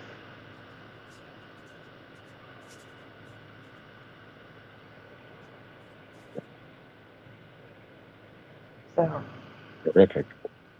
if you had to choose between the word of one or the other, which one would you choose? I know I would choose the one that's in prison who hasn't caused any trouble. Now, Yeah.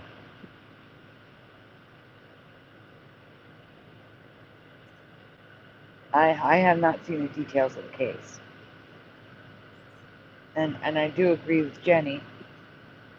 I am surprised that they did not look at the husband, boyfriend first. Maybe they did, though. And maybe just because he was in Mexico, he was cleared. Maybe they were able to verify he was in Mexico. I He don't know. left his ticket at home. Okay, Yeah, right. don't worry about it, man. But That's all. Carl was saying that he actually got home from Mexico the day before, before the night, the day before. But he said he lied and said he was in Mexico still. That's why he didn't have his ticket, is because if he had his ticket, it would show that he was actually, back in Man, Cleveland the night before. wow. But I talked to her. The reason she got kicked out, Oh. or she got muted or whatever, was because Carl was calling her. So, Oh, so she's talking to him. So she told me to tell you, thank you for having her on, and she appreciated, everything, and she'll try to hop on and catch some of your show tonight. okay. Well, if she's awake, tell her don't push yourself to stay awake. It's late. But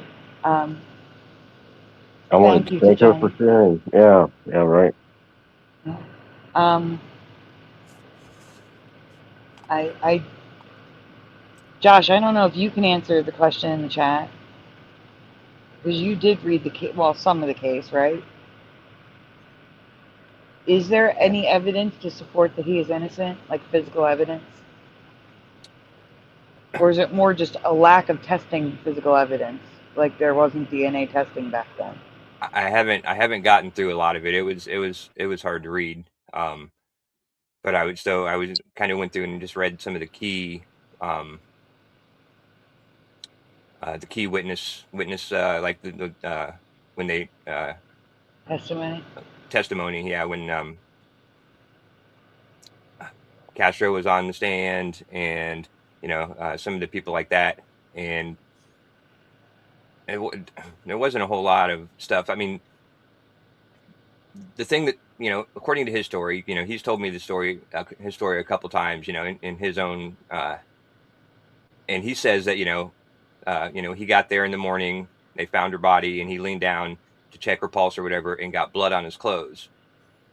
And then he was arrested that same day, that same morning when the cops got there, in those clothes. But then he also said that when he, during the trial, there was 2 different police officers that testified that those clothes he was wearing, that he claimed he was wearing, he was booked in, into the prison with.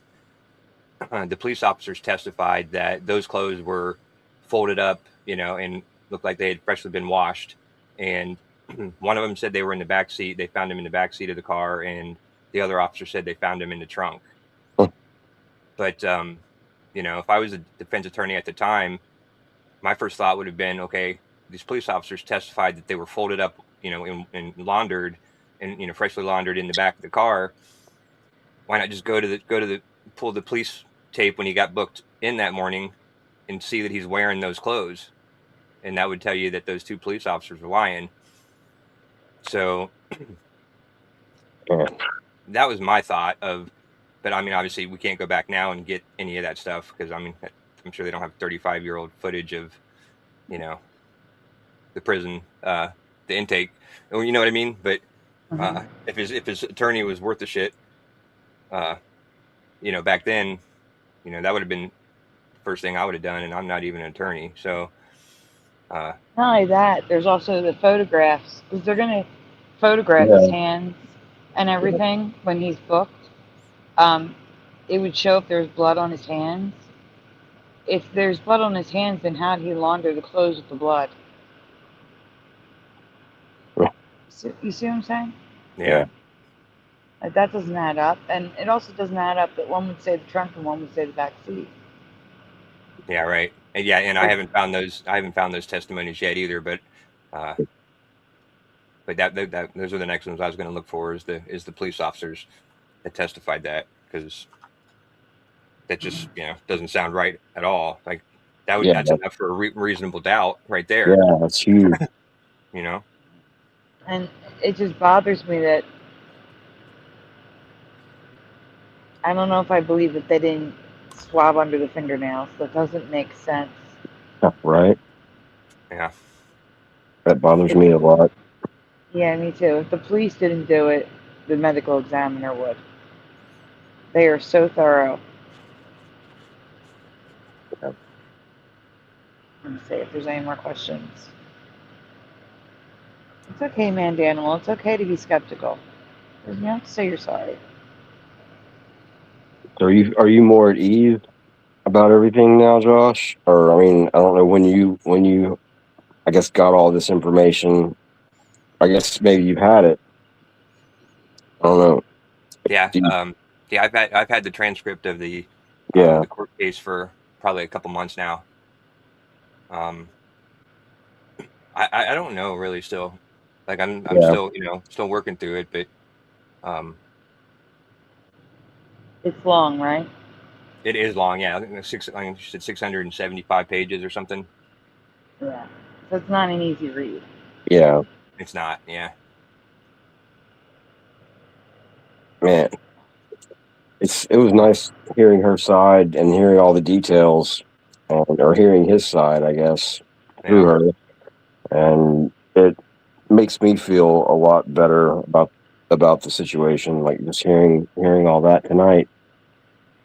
But yeah, that's been in the back of my mind, and one of those constant things that I'm sure you're really thinking about a lot. But yeah, I appreciate hearing her story, or hearing his story through her tonight. That was really good. Yeah. His last name is Wages, Carl Wages. Bigger Pick was asking. Wages. It's also on the thumbnail, his name. And It was at Cuyahoga County, Ohio. and if all that stuff is happening to him, I can just imagine what's happening to other prisoners in the system. Yeah. You know, they're not targeting one person when it comes to getting proper medical care. I mean, the Innocence Project, how does it end up behind a cabinet for 5 months? How does somebody Like, find it? yeah, but That's wild. Yeah. 5 months. It was like, first of all, Yeah. how did it end up in the break room? Yeah. Yeah, I mean, obviously It's somebody mail. It put it should have there. gone to him. Okay, hold on. I'll be right back. She's calling. Okay. If Yeah, she's how does calling, I'll put her back on stage. Yeah, how does that not get shredded if they're trying to get rid of it? You know, Mhm. that's wild. That is Well, kind of the person trying to unusual. get rid of it may not. It was not the same person who found it. So the person who found it may not have realized they were trying to get rid of it. Yeah, man. And that's an assumption. We are not saying that someone was trying to get rid of it. Maybe it fell behind the cabinet and they forgot about it. Yeah, but who moves a cabinet when you're cleaning? You know? That's odd to me too. Yeah, I agree. especially yeah. Hmm. That seems that part does seem a little bit unbelievable, kinda to me. But I mean, not unbelievable, but outlandish, I guess. All right. You back? She's back. I put her on stage. Yeah. Okay. You got her. Yeah. Can you hear? Jenny, you there? I cannot hear her. Oh, she's probably not in her stream. But she said she could hear us talking after she got. Her microphone probably switched because of the phone call. Yeah. I think she might be on a different phone. So let me try again.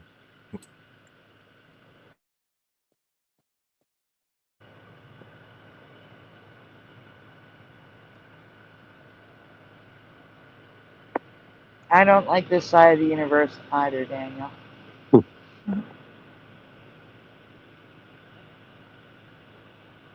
But yeah, if like I said, his name is on the thumbnail if you want to verify it. It's the Carl Wages story. Yeah, she's got all the receipts of all the good that he's done, even from behind behind prison walls. Mm-hmm. That says a lot, I think.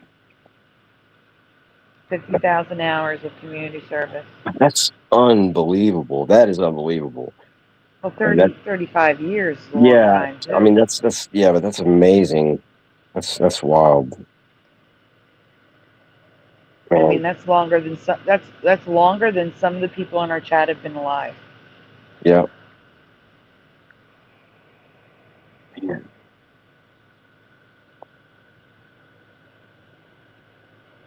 I mean, yeah, that Wild to me is going to a hospital with an 80% blockage in your carotid artery and being sent home.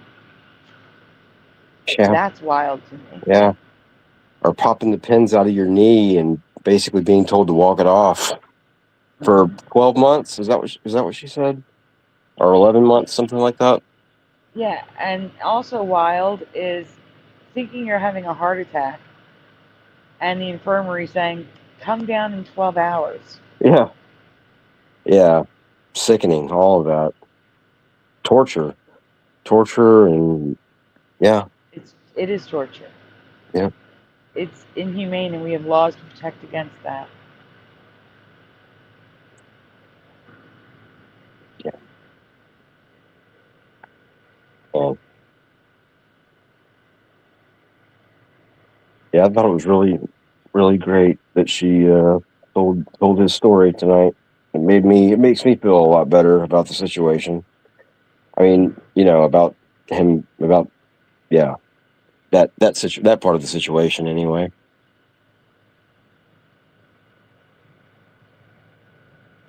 Wow. All right. Oh no, I understand, guys. It's all right. I guess with that, we're gonna end the stream. Like I said, tonight there will be a show, normal time, a shorter show. We're gonna be looking at some things. I want to show you guys a video about a product on the market. If you have kids,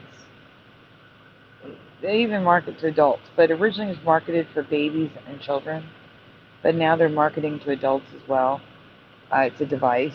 I need to show you something about that. We're going to show you Pushing's Mandela, which I finished putting together. But we'll be back tonight, so keep a lookout for us.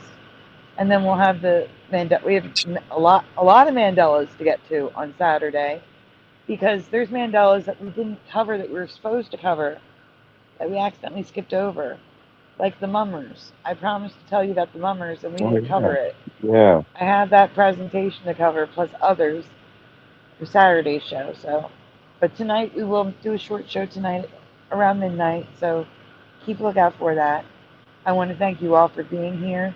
I want to thank Pushing for joining to talk with me, so I wasn't by myself. You're welcome. Thanks for having me up. I enjoyed being here. But most importantly, I want to thank Jenny for joining us and telling us her story and Carl's story. Because even if you don't believe any of it, you can still see it. There's corruption that needs to be addressed and shouldn't be happening. And I think it's important to get that sort of stuff out there, because the longer it stays in the dark, the longer it continues to happen. So thank you to Jenny for sharing that. I know it's not easy. And Josh, is there anything you want to say before we head out? Is Josh with us? Send it in Gmail. I'm still here. I'm still talking to her. Hold on 1 second. Okay. Sounds like she might be giving an email address or something.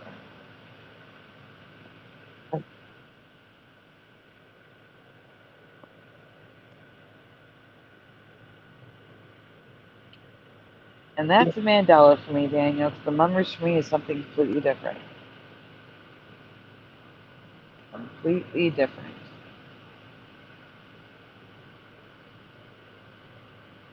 We'll see you a little bit later. The mind forging the flesh. Slatter, do you see that pushing? No. Slatter does it to me all the time. He goes, look at the face. Look at the face. It's on the screen. Do you see it? Do you see it? The shocked face that we're having the show? Yeah. But then he comes in with a smile.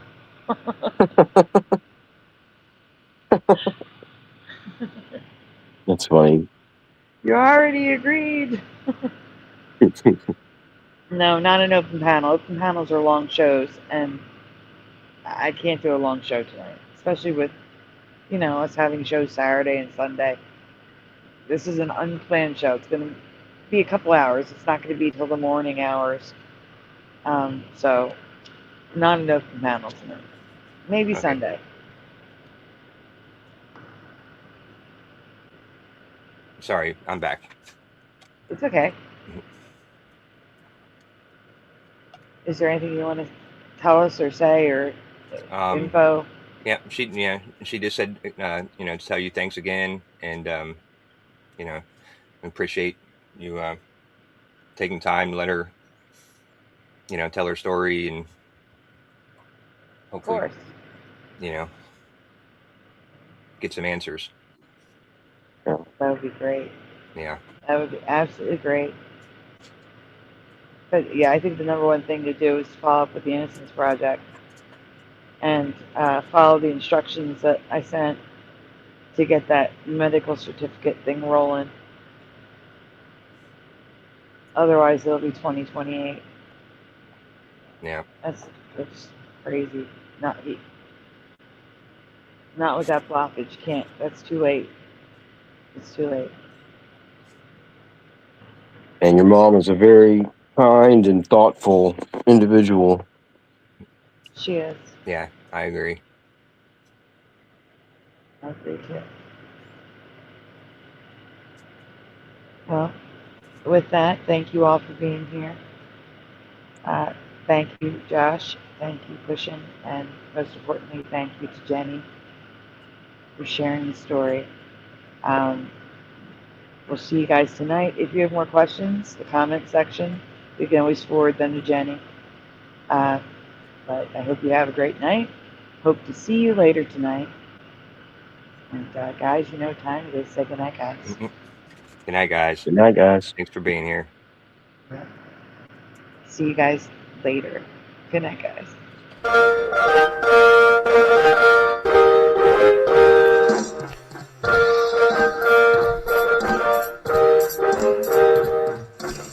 Smash the two, smash the two, smash the two, smash the two. Gonna strap up, gonna strap up, gonna strap up, gonna strap up, gonna strap up, gonna strap up. Please turn it off. Why must we watch Friends? Why must we watch Friends? Why must we watch Friends? Why must we watch Friends? I've seen the show about 1,000,000 times. Not even funny when I'm drunk or high. Why must we watch Friends? Thanks for joining us tonight. Is that freaky? Wait a minute. This reality is not going to be very pleasant when all the good people leave. I'm telling you now for the 100th time. It's not even close. How could you say otherwise? The land's Everybody, Hebrew 77 here. I'm doing good. Now that I'm home and off work. Why must we watch Friends? That laugh track is so annoying to me. Fog that's happening over across everywhere. No. Pastor of Muppets. This Asian man propagate never too late. Yes, Working on. Maybe it's cold outside. Part of your world, it flipped back again. We all come from different realities, like I explained last week. Then watch TV, sit down and catch those ballet. Why must we watch Friends? Why must we watch Friends? Why must we watch Friends? Why must we watch Friends? Why must we watch Friends? Why must we watch Friends? Why must we watch Friends? Why must we watch Friends? Why must we watch Friends? Why must we watch Friends? Why must we watch Friends? Why must we watch Friends?